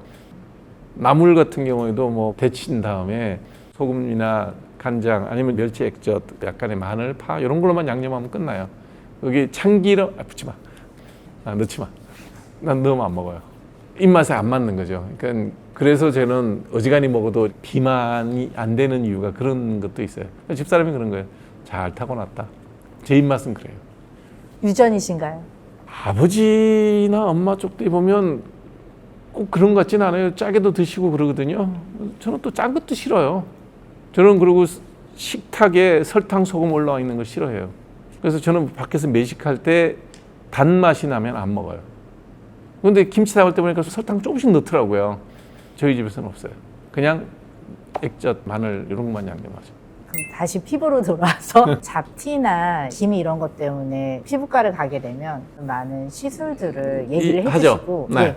횟수도 1회 2회가 아니라 되게 긴 기간을 받게 권장하시더라고요. 제가 기미나 잡티에 대한 설명을 쭉 하면서 네. 이제 바르는 약 얘기도 하고 레이저 치료도 이 얘기를 했어요. 눈치 빠른 분들은 알아들으셨을 거예요. 제가 설명하면서 멜라논 크림 사서 바르세요. 처방전 끊어주면 얼마나 받겠어요? 한 장 받아가서 이제 10g 받아가면 대개 한 석 달, 23g 받아가면 6개월 정도 쓰는 양이에요. 거기서 약 잘 바르시고 이렇게 주의사항 지켜서 약 쓰시고 자외선 잘 바르고 석 달 뒤에 봅시다. 얼마를 받겠냐고. 200만 원? 그렇게는 안 주죠. 그거 달래면 제가 도둑놈이고 미국은 200만 원 정도 받아요. 뭐 토탈 의료보험에 따라 다르긴 하지만 진찰비가 뭐 1,000불, 2,000불씩 되니까 비싸잖아요. 그러다 보니 우리는 어떻게 되냐 그러면 점점 치료 위주로 의사들이 구하죠. 왜냐하면 의사들은 성인군자가 아니에요. 생활인이고 같은 질환을 치료할 때 나의 경제적 베니핏도 생각하고 얘기를 하죠. 그러니 레이저를 권할 수밖에 없죠. 제가 기미의 원인이 뭐라 그랬어요? 유전. 네. 그러면 계속 안 하면 계속 재발하죠. 그러니까 계속 해야죠. 그런 방법이 하나 있고 약을 바르세요라고 얘기할 때 기미는 유전적인 요인이고 자외선에서 악화되니 자외선 차단제 잘 바르고 연고를 잘 바르세요. 석 달 뒤에 봅시다. 그럼 환자가 나랑 몇 분이나 이 얘기했을까요? 궁금한 건 뭐 몇 가지 질문하는데 1분이면 끝나요. 그러면 그 환자가 듣는 내용이 앞뒤 전후 맥락을 다 더 이상 설명할 것도 없잖아요. 이게 가족력이 있는 병이고 또 세월이 지나서 폐경이 되면 기미는 서서히 사라지기도 합니다라고 얘기까지 해주죠. 그거 다 해봐 1, 2분이에요. 그리고 약을 주잖아요. 그러면 내가 좋은 진료 받았다고 생각이 들까요? 뭐야 이거 뭐 1분, 2분 진찰하고 뭐 약 주네? 이렇게 되겠죠. 레브라이트 레이저나 피코 레이저를 갖고 예를 들어서 10회를 해야 된다. 아마 의사가 5분 이상 볼 거고 상담 실장님이 한 10분 이상 만나서 한 30분 정도 설명하고 프로그램 설명을 쫙 하고 기계도 보여주고 사진도 보여줄 거예요. 그러면 일반인은 뭘 선택할까요? 먹고 살만하고 어느 정도 한 2, 300만 원 정도를 쓰겠다고 생각하고 온 사람이면 그 환자가 그 정도의 경제력을 가진 사람이 요런 의사도 만나고 요런 의사도 만났어요. 어디다에 더 신뢰를 둘까요? 후자의 의사 선생님. 예, 한 2, 30분 동안 설명드는데 말을 듣겠죠. 사실 2, 30분 설명하는 건 전부 레이저 장치에 대한 설명을 하는 거지 기미에 대해서 뭐 더 설명할 게 있어요. 사람들은 내가 어디 가서 서비스를 받았다, 정보를 들었다라고 착각하는 거죠. 정보는 지금 내가 설명한 게 전부 다예요. 그러니 이거는 이제 국민들의 경제 수준이 올라가서 소득 수준이 올라가니까 소비 수준도 올라가는 거예요. 내가 많은 돈을 지불을 하면 더 많은 효과를 얻을 거라고 생각을 하는 거죠. 그렇지는 않다는 거예요. 제일 좋은 거는 의사랑 충분히 30분 동안 설명을 잘 듣고 지금 내가 얘기하는 방식으로 설명을 잘 듣고 충분하게 질문을 하고 약을 발라야 되겠구나라고 설명을 할 때 200만 원을 의사한테 진찰비나 처방료를 내면 아마 대부분 의사들은 설명을 이렇게 하면서 그 돈을 받을 거예요. 제 생각은 그래요. 그러니까 소비자의 욕망과 의사의 욕망이 결합되는 형태가 레이저를 하는 거예요. 어젠가 내가 운동하다가 봤는데 피부과 원장님이 돌아가시면서 몇백만 원씩 이렇게 쿠폰을 끌어놓은 피해자들이 생겼다. 환불할 방법도 없고 병원은 뭐 문을 닫았다. 뭐 이런 얘기가 기사에 나오는데 왜 내가 돈을 선불을 하고 그 치료를 받아야 되죠? 어디 식당을 이용하실 때 이 집 식당에 내가 자주 올 겁니다. 일주일에 한 번씩 올 거니까 내가 100만 원 갖다 디포짓 해놓고 일주일에 한 번씩 와서 저기 식사를 하고 갈게요. 이렇게 식사하는 분이 있나요? 어느 옷집에 갈 때 봄, 여름, 가을, 겨울 시리즈로 나오는 거 내가 딱 선불로 뭐 500만 원 맡겨놓을 테니까 옷 좋은 게 있으면 보내주세요. 그러고 가나요? 왜 그럼 병원 가서 그렇게 하죠? 설명을 그렇게 하는 거예요. 그리고 정보의 양이 이쪽이 더 많아요. 이쪽은 정보가 적고. 이런 이제 업계의 속성이 있는 거죠. 변호사, 의사, 전문직이라는 게 그런 거죠.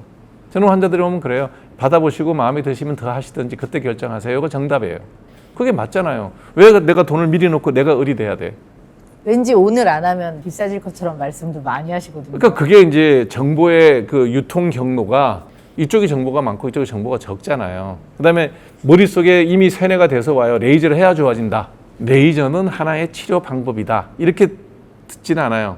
왜냐하면 인터넷이나 유튜브나 다 그게 이제 광고의 수단인데 그런 거에 계속 노출되면 내가 저걸 하지 않으면 이 병을 고칠 수 없다라고 이미 세뇌가 돼버린 거예요. 외려 약 발라도 좋아집니다 그러면 어떤 환자들은 이렇게 얘기한 사람이 있어요. 제가 그렇게 돈이 없어 보여요. 이렇게 대드는 사람도 있어요. 이미 세뇌가 돼 있는 거예요. 자기는 이제 돈 쓸 준비도 하고 돈도 갖고 왔어. 그리고 이 레이저를 꼭 해야 돼. 이런 생각을 하고 오는 거죠. 이게 잘못된 생각이라는 거예요. 의료라는 게 돈을 들여갖고 모든 좋은 결과를 얻을 수 있으면 그럼 돈 많은 사람은 늙어 죽지도 않을 거고 아파 죽지도 않을 거고요. 피부도 늘 깨끗할 거예요. 아무리 돈 많은 집 사모님도 나이 들어보면 다 주름 생기고요. 검버섯 다 생깁니다. 아무리 노력해서 없애도요. 다 시간 지나면 다시 올라오고 어쩔 수 없는 거예요. 그게 대해서 내 욕심을 한껏 채우는 게 돈으로 모든 걸 해결할 수 있다. 글쎄요. 그러면 돈 있는 사람 안 죽어야지. 그런 식의 생각을 하는 거예요. 자, 그럼 레이저가 전혀 효과가 없냐? 아무 소용이 없냐? 그 얘기를 하는 게 아니에요. 필요할 때 하라니까요. 필요할 때 하는데 그 전에 해야 될 일이 뭐냐? 바르는 약, 자외선 차단제 기본이에요. 이걸 잘 하고 내가 꼭 필요할 때 그리고 뭐 누구나 다 재벌 사모님도 아니잖아요. 생활인이 생활을 할 때 써야 될 돈이 있는데 그중에 일부를 나를 위해서 내 피부를 위해서 돈을 쓰겠다. 그 액수라는 건 한정적이지 그 돈이 무한 공급되는 사람이 어디 있냐고요. 그러면 그 돈을 가장 효율적으로 쓰려고 그러면 제가 얘기했잖아요. 피코 레이저가 됐든 레브라이트 레이저가 됐든 그런 레이저를 이용해서 하면 친구들하고 만날 때 큰 뭐 가족 행사가 모임이 있을 때 좀 더 반짝반짝해 보인다. 그것도 일시적이다. 이제 자외선 차단제를 잘 발라야 되잖아요. 네. 어떻게 바르는 게 잘 바르는 거예요? 하루에 2번 바르면 돼요. 아침에 바르고 점심 때 하면 더 바르면 돼요. 그러니까 내가 골프를 갔다 등산을 갔다 바닷가에 나갔다 나갈 때 발라야죠. 여름에는 뭐 9시만 밖에 나가도 해가 그냥 쨍쨍하잖아요. 한번 바르고 나가고 2-3시간 있다가 점심 때 밥 먹으면서 한번 더 바르고 그럼 집에 올 거 아니에요. 한 번 바르는 양이 어느 정도예요? 충분히 발라서 허옇게 될 때까지. 얼굴이 하얘질 때까지? 네, 충분히. 값도 안 비싸잖아요. 그렇긴 하죠. 내가 등산하는데 그 내 얼굴 누가 쳐다봐요? 그렇게 생각하고 발라야지. 그것도 또 뭐 분장하듯이 하루에 등산하러 갔는데 피부 안 타면 되는 거고 골프 치러 갔는데 골프 치면서 내가 얼굴이 덜 상하면 됐지. 공은 언제 칠래나? 예를 들면 이제 수상스키를 타러 갔다. 네. 수상스키 타러 나갈 때 그거 언제 거울 보고 이거 하고 나갈 시간이 어디 있냐고. 빨리 한번 타고 들어와야 되는데 엄청나게 타요. 수상스키 타면. 하늘에서 해 떨어지죠. 물에서 반사돼서 올라오죠. 그럴 때는 딱 타러 나가기 전에 쭉쭉 짜서 그냥 잔뜩 바르고. 그럼 평상시에는요? 평상시에 또 얼굴이 하얗게 갈 수는 없으니. 평상시에 우리가 햇살을 얼마나 봅니까? 도시 생활하는 사람들의 경우를 예를 들어 보면 아침에 지하철 타고 가는 사람들은 지하철에 해가 없어요. 인공조명 이거는 전혀 아무 상관없어요. 자외선 하나도 안 나와요. 가시광선만 나와요. 그러니까 지하철 타고 간다고 쳐요. 타러 가는 데까지 걸어간다 해도 되게 한 10분, 20분이에요. 그 정도 자외선 차단제 바르고 가면 되죠. 그것도 햇살이 강해서 싫다. 양산 쓰면 되죠. 밑화장 할 때 자외선 차단제 바르고 메이크업하고 나가시면 돼요. 하루 종일 회사 사무실에 있잖아. 점심 먹으러 잠깐 나갔다 오는 것밖에 없죠. 그 점심도 지하 매장에 내려가서 구내식당에서 밥 먹다 보면 햇볕 볼 일이 없어요. 그래서 그런 경우라면 굳이 자외선 차단제에 대해서 강박적으로 생각할 필요 없다. 퇴근은 저녁 때 해 떨어지면 퇴근하는데 뭔 상관이 있어요? 반대로 내가 야외에서 노동을 하는 분이라면 잘 발라야지. 농사 짓는 분들도 보면 아유 얼마나 잘 가리고 있는데 모자 탁 쓰지요. 그다음에 여기 칠흑 내려갖고 가리잖아요. 눈만 이렇게 나와 있잖아요. 그래서 자외선 차단제를 쓸 때는 그 기준이에요. 내가 노출되는 상황이 어느 정도냐. 예.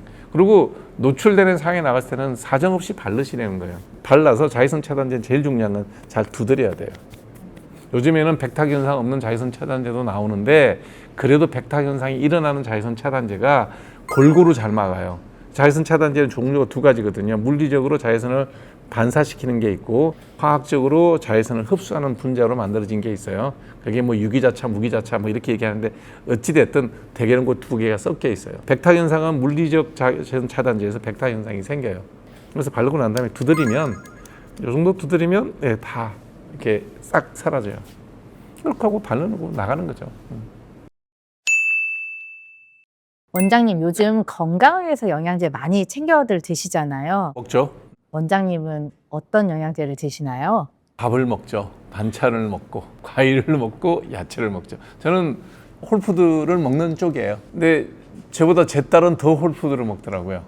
저는 사과는 적어도 껍질을 까먹는데 걔는 그냥 사과를 정말 어기적거리고 다 먹더라고요. 껍데기까지. 근데 우리 손주도 그렇게 어릴 때부터 먹어서 그런지 깎아서 주면 안 먹는데 그냥 잘라면 주면 돼. 그게 더 낫기는 하죠. 영양제를 거의 안 드세요? 저는 안 먹는데 가족들은 다 조금씩 먹더라고요. 이게 생각의 차이인 것 같기도 한데 뭐 먹는 분들에 대해서 부정적으로 생각하지 않아요. 그리고 저도 개인적으로 좋은 영양제에 대한 광고도 해요. 식사를 제대로 못 하시는 분들, 그다음에 정말 못 드시는 분이 있더라고요. 밥 먹는 걸 너무 힘들어 하시는 분들도 있고, 그러면 드셔야죠. 개인적으로는 먹을 수 있다면 옛날부터 우리가 먹어왔던 식사가 제일 좋다고 생각하고, 저는 그걸로 뭐 잘 살고 있으니까. 채소, 과일, 홀푸드를 많이 먹어야 한다고 하셨는데 채소, 과일을 먹는 게 왜 중요할까요? 원래 우리가 한 400만 년, 500만 년 전에 영장류가 진화 과정에서 빠져나오거든요. 원숭이 쪽이 우리가 공통조상이에요. 원숭이 주 음식이 뭐예요? 과일, 채소. 과일, 어린 잎, 새순이에요. 그 다음에 고유로도 먹고 벌레도 씹어먹고 이제 그렇긴 하는데, 오리지널 우리가 처음부터 먹었던 음식이 과일과 어린 새순이 주예요. 나무 위에서 먹을 수 있는 게 그게 제일 많고, 그러니 그게 우리 조상부터 먹어왔던 거니까 우리한테 제일 맞는 거죠. 잡식이긴 하지만, 고기도 먹고 다 먹긴 하지만 그게 메인 식사니까 당연히 그걸 지금도 먹는 게 우리 몸에 좋겠죠. 진화론적으로만 봐도. 그리고 실제로 인간으로 진화한 거는 고기를 먹고서 더 진화를 해요. 덩치도 커지고, 그 다음에 불에 익혀서 먹는 것도 배워서 영양, 프로테인 섭취가 커지면서 뇌도 발달하고 그렇게 진행된 거죠. 그러니까 골고루 먹는 건 맞아요. 지금 와서 새삼스레 야채를 더 많이 얘기하고 과일을 더 많이 얘기할 수밖에 없는 이유는 뭐냐면, 너무 육류 위주로 바뀌었어요. 그리고 너무 당류 위주로, 탄수화물 위주로 바뀌었어요. 농사를 짓고 난 다음부터. 농경사회가 발달되고 점점 오리진에서부터 멀어지는 게 과일, 야채에서부터 고기, 당 이렇게 변해가는데, 그게 다 순간적으로는 필요한 것들이에요. 우리가 딱 단기적으로 딱 에너지를 내는 건 뭐가 필요하냐면 탄수화물이 필요해요. 필요한 거예요. 근데 너무 그쪽으로 치우치다 보니 오리진, 필요하다는 얘기를 하는 거고, 단백질이 나쁘다, 탄수화물이 나쁘다가 아니에요. 너무 그쪽으로 편향됐으니 옛날 우리가 많이 먹었던, 우리 조상들이 많이 먹었던 야채나 과일도 챙겨 먹어서 균형을 찾아주자는 얘기예요. 그것만 먹고 살자는 얘기가 아니고. 그리고 거기에 우리 현대인의 식생활에 들어있는 지방, 단백질, 탄수화물에서 줄 수 없는 많은 영양 성분들이 있다는 거예요. 그러면 우리가 균형이 잡혀서 더 건강하고 오래 살 수 있다는 거죠. 채소, 과일에는 어떤 영양 성분들이 많이 있나요? 풀에만 있는 우리 같은 인간, 잡식성 동물이 건강할 수 있는 필요한 성분들이 여기에 따로 있는 것. 고기나 탄수화물이 줄 수 없는 비타민, 그다음에 무기염류, 나트륨, 칼슘, 뭐 포타슘 이런 것들이 그게 되게 많아요. 그다음에 구리, 망간, 아연 이런 것들이 우리 몸에 다 들어와야 돼요. 철분 다 그게 풀에 많아요. 토양에서 바로 올라오는 것들. 그다음에 또 뭐가 있어야 돼요? 우리는 매일매일 대변을 봐야 돼요. 안 그러면 대장 내시경 맨날 받으면 뭐예요? 섬유소를 안 먹고 셀룰로즈를 안 먹잖아요. 그러면 변이 안 만들어져요. 왜? 설탕, 탄수화물, 백미, 그다음에 고기, 지방 뱃속에 들어오면 이게 다 영양분이기 때문에 거의 흔적도 없이 우리 몸이 다 빨려 들어와요. 혈액으로 다 흡수가 돼. 그러니 대변량이 얼마나 되냐면 고기 이만큼 먹어봐야 대변량 요만큼 나와요. 그러면 매일매일 변을 볼 수가 없어요. 그럼 어떻게 돼요? 변비가 걸리죠. 그게 대장에 오래 머무르면 그게 발암 물질이에요. 대장암이 그래 생기는 거예요. 고기만 먹고 야채를 안 드시는 분들, 그러면서 맨날 대장 내시경 하면 뭐예요? 대장암 잘 생길 텐데. 그런 거를 해결하려고 그러면 야채를 먹어야 돼. 섬유소가 들어가야 돼. 셀룰로즈가. 들어가면 변량이 많아져요. 그래서 매일매일 쾌변을 볼 수 있는 거예요. 요구르트 먹는다고 쾌변 나오지 않아요. 고기 먹고 요구르트 먹잖아요. 변 안 나와요. 섬유소가 들어가서 변의 양이 어느 정도 좀 굵직굵직하게 만들어져야 대변이 쫙쫙 되는 거예요. 그래야 장이 건강해져요. 비타민 들어있죠. 무기염류 들어있죠. 또 뭐 있을까요? 늙기 싫어하잖아 사람들이. 오래 살고 싶잖아요. 뭐가 들어가야 돼? 우리 노화에 가장 큰 영향을 주는 게 뭐야? 알려진 것 중에 H2O2 같은 활성산소가 우리 세포 노화에 굉장히 많은 영향을 준다는 건 이미 노화학회에서 인정하는 거예요. 물론 뭐 텔레미어 이론도 있고 여러 가지 다른 이론들도 많이 있지만 활성산소가 우리 몸의 노화에 결정적 영향을 줘요. 그럼 활성산소를 없애는 걸 먹어야 될 거 아니에요. 뭐가 있어요? 항산화제, 항산화 요소 그런 것들이 어디에 많이 들어있어요?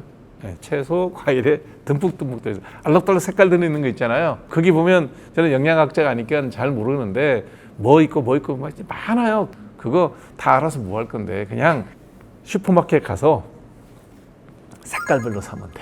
초록색, 빨간색, 뭐 보라색, 그 연두색 다 있잖아요. 요즘 파프리카 넣으면 색깔별로 다 나오더라고. 그냥 두루루룩 다 사서 드시면 돼요. 그러면 누가 또 그래, 그거 어떻게 먹냐고, 그 많은 거를 왜 어렵게 먹어, 갈아 먹으면 되지. 다들 사람들은 저걸 사갖고 요리해서 먹는다고 생각해요. 요리하면 좋죠. 취미인 사람도 있고, 떡볶이에도 넣어서 먹고, 우리 집에 애들 해주는 거 보니까 그렇게 하더라고요. 떡볶이도 좀 채쳐서 넣기도 하고, 볶음밥에도 넣기도 하고, 애를 쓰긴 써. 어떻게 다 해. 언제 요리해. 먹기는 좀 먹어야 돼. 어떻게 해야 돼. 그냥 씻어서 갈아버리면 되죠.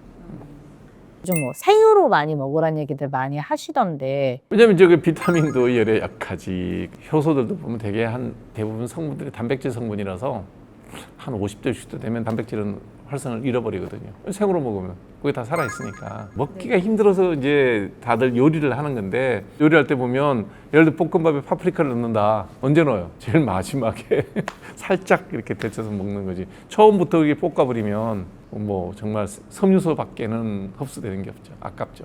갈아 먹는 것들을 이야기를 할 때 뭐 혈당 스파이크 이런 얘기들도 많이 하고, 주스를 조금 건강하지 않다고 얘기들 많이 하시는데, 그리고 왜 그럴 것 같아요? 과일만 먹어. 우리나라 사람들은 주스 그러면 델몬 오렌지 주스가 머릿속에 딱 먼저 박히는 게, 주스 그러면 앞에 뭐가 붙어요? 오렌지 주스예요. 요즘은 완전 바뀌어가지고 뭐 딸기 주스도 있고 여러 가지 주스가 나오지만, 우리가 처음 먹었던 델몬 오렌지 주스, 이게 머릿속에 박혀 있어요. 그러니까 같다고 생각하는 거예요.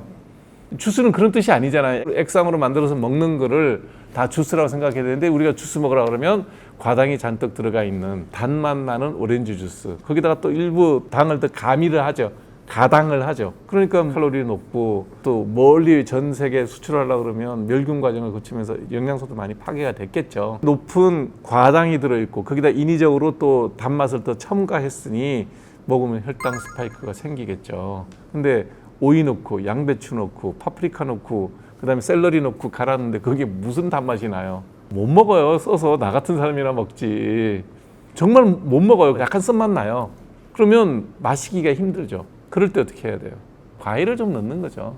저는 그렇게 먹을 때 항상 과일을 넣는 게 사과, 집사람은 바나나, 자기 좋아하는 과일 넣는 거죠. 그렇게 하면 그 쓴맛들이 좀 없어지는데, 그 정도 넣어가지고 혈당 스파이크 생길 일은 저는 없다고 봐요.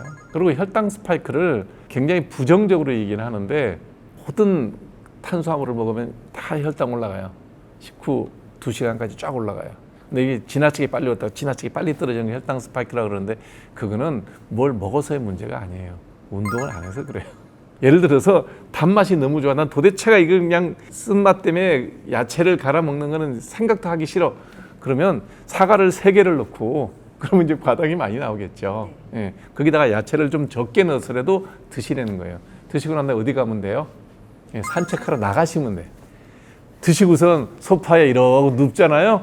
그러면 사과 반쪽만 먹어도 스파이크 와요. 근데 사과 한 2-3개 넣고 갈고 다른 야채 좀 많이 넣으면 사과 맛이 웬만한 건 다 가려져요. 그리고 할 거 벗고 운동화 신고 나가시라고. 현관문 열고 나가시면 혈당 스파이크 안 생겨요. 뭘 먹더라도. 결국은 운동의 문제지, 내가 과일 한쪽 더 먹어서 혈당 스파이크 생기는 걱정할 이유는 전혀 없다. 원장님께서 말씀 주셨던 것들이 최근에 뭐 엔자임 주스 이런 식으로 많이 나오는 것 같은데, 네. 엔자임 주스들은 어떤 점들이 기존 주스들과 다를까요? 활성산소들이 제거할 수 있는 SOD 같은 게 많이 들어있겠죠. 그런 것들이 들어있는 야채들, 예를 들면 토마토를 먹어야 되는데 토마토 맛이 있습니까? 저는 토마토 지금도 맛이 없어요. 그냥 먹는 거예요. 왜? 좋다니까. 남자들 전립선에 좋은 성분도 들어있고 여기 있으니까 맛은 없는 과일이지만 먹는 게 좋다고 생각하면 하는 게 뭐예요? 가는 거예요. 그냥 믹서기 넣고 꿀도 한 숟가락 넣어요. 토마토는 맛이 별로 없거든요. 내가 좋아하는 가미를 좀 해요. 먹는 게 안 먹는 것보다 나아요. 그런 것들을 통해서 얻을 수 있는 게 항산화, 효소, 항산화제 이런 것들이 들어있는 것을 섭취하는 거죠. 파인애플 같은 경우는 연육제로도 써요. 단백질 푸는 효소가 있어요. 소화력 되게 좋죠. 그래서 우리가 고깃집에 갔을 때 고기가 되게 맛있는 집 꼭 연육제라는 걸 넣는데, 만들어진 연육제는 가공한 거죠. 제일 좋은 거는 그냥 파인애플 갈아갖고 하면 연육돼요. 파인애플 자체에 단백질 푸는 요소 들어있어요. 밥 먹을 때, 고기 먹을 때 그런 걸 같이 먹으면 좋겠죠. 소화도 잘 되고. 주스를 만드는 방식도 다양하잖아요. 가는 방식도 있고 짜는 방식도 있는데, 어떤 사람에게 어떻게 하는 게 좋을까요? 저는 기본적으로 갈아 먹으라 그래요. 제가 항상 이 홀푸드 흙만 털어내면 깨끗하게 씻어서 다 갈아라, 이게 내 생각인데, 홀푸드를 다 갈면 섬유소가 굉장히 많이 들어있어서 대변에는 좋은데 그게 들어가면 위는 부대끼입니다. 소화를 시켜야 되는데 섬유유소는 소화가 안 돼요. 그러니까 먹고 나면 힘든 분들이 있어요. 그럼 어떤 분이 드셔야 될까요? 소화력이 약한 분들은 섬유유소는 빼고 영양 성분, 효소 성분이 들어있는 액상만 먹으면 되고요. 견딜 수 있고 소화 잘 되는 사람, 나는 뭘 먹어도 소화가 잘 돼. 그러면 갈아 드시는 게 나아요. 젊은 사람이나 소화가 잘 되는 사람, 위장병이 없는 사람들은 통으로 먹는 게 더 좋고요. 다 우리 몸에 들어가면 좋은 방향으로 작용을 하니까. 근데 소화가 안 되는 나이 드신 연로한 분들, 60, 70 넘으면 소화 분비액도 적고요. 위가 운동하는 게 능력이 떨어져요. 나이 드신 분들 현미밥 먹으면 소화 안 돼요. 소화 요소가 적어서. 그런 거와 똑같은 이치니까 그런 분들은 착즙을 해서 먹는 게 좋겠죠. 어린아이 같은 경우에도 이렇게 해주면 마시기가 좀 수월하죠. 걸쭉하게 걸리는 게 없으니까. 저는 아직은 갈아 먹는 위는 좋은 편이에요. 원장님 계속 말씀 주셨던 엔자임 주스를 한번 같이 만들어 볼까요? 오늘 재료는 뭐예요? 재료는 당근하고 노란 파프리카, 파인애플이에요. 이게 활력을 굉장히 올려주는 활력업 엔자임 주스라고 합니다. 한번 만들어 보죠. 뭐. 네네. 원장님 평소에 점심은 간단하게 드신다고 하셨는데 어떻게 드세요? 점심은 일단 우유를 베이스로 깔고 요구르트를 좀 이렇게 넣고 계란 삶은 걸 넣고 그러면 이제 단백질이 됐죠. 그 다음에 청국장 파우더가 나와요. 그걸 좀 넣고 냉장고에 열어서 나오는 온갖 종류의 과일과 야채를 그냥 무작위로 넣습니다. 뭐 특별히 뭐 더 좋은 거 따지는 거 없어요. 그냥 갈아요. 갈아 놓으면 우리 병원 식구들 아무도 안 먹어요. 야, 몸에 좋은 거야 먹어. 그러면 못 먹겠대. 색깔이 뭐냐면 아주 갈색의 걸쭉한 뭐가 나와 있으니까 향도 뭐 청국장 냄새가 얼마나 많이 나요. 직원들은 안 좋아하고 직원들은 뭐 자기 식사를 하고 나는 그걸 이만큼 먹는데 우리 실장님이 마음이 안 든대 색깔이. 그래서 비트를 넣어줘요. 비트를 넣었더니 색깔이 핑크색이 나면서 제가 봐도 먹음직해요. 오늘 엔자임 주스는요 당근하고 노란 파프리카, 파인애플이 있어서 오늘은 노란색으로. 갈아 놓으면 맛은 괜찮을 것 같네요. 갈아서 뭐 먹어보면 알지 뭐. 네네네네. 원래 장갑도 껴야 되는데 깨끗하니까.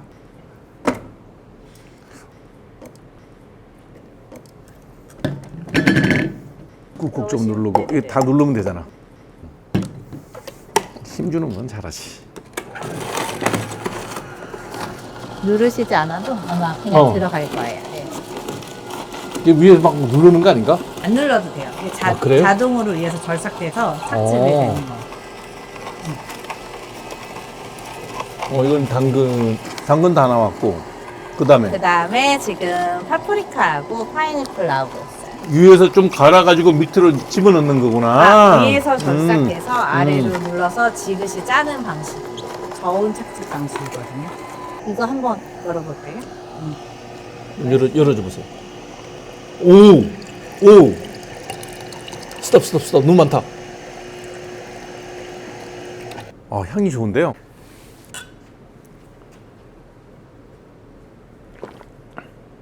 설탕 넣었어요? 왜 이렇게 달지? 당근에서 단맛이 나오나 보다. 네, 당근도 있고 이제 파인애플도 있고. 파인애플 단맛도 있구나. 요렇게 먹으면 위에 부담 없이 효소는 쫙 다 빨아먹겠네. 채소 과일의 영양을 그대로 몸으로 바로 흡수할 수 있는. 색깔도 이쁘고. 활력이 되시나요? 네. 방금 이 정도를 다 먹으려고 그러면 사실은 소화력이 떨어져서 배불러서 다른 걸 못 먹어요. 이렇게 해서 딱 필요한 활성 성분들은 여기다 다 빼놨구나. 채소를 녹즙류는 굉장히 힘들잖아요. 한 번에 많이 먹기가. 근데 착즙해서 먹으면 많은 양들을 단번에 그러니까요. 편하게 제가 먹을 수 브로콜리가 좋다고 그렇게 먹으라 그러는데 그거를 먹으려면 힘들어. 브로콜리는 대까지 다 착즙할 수 있어서 굉장히 그러니까 브로콜리를 통으로 넣고 갈아가지고 먹으면 일단 그 내가 먹기 힘들어하는 야채를 영양소는 뽑아서 먹을 수 있네요. 나는 섬유소는 딴 데서 먹으면 되니까 정말 맛있게 잘 먹었습니다. 일단 맛이 괜찮네. 재료만 잘 선정하면 단맛도 나고 좋네. 잘 먹었습니다.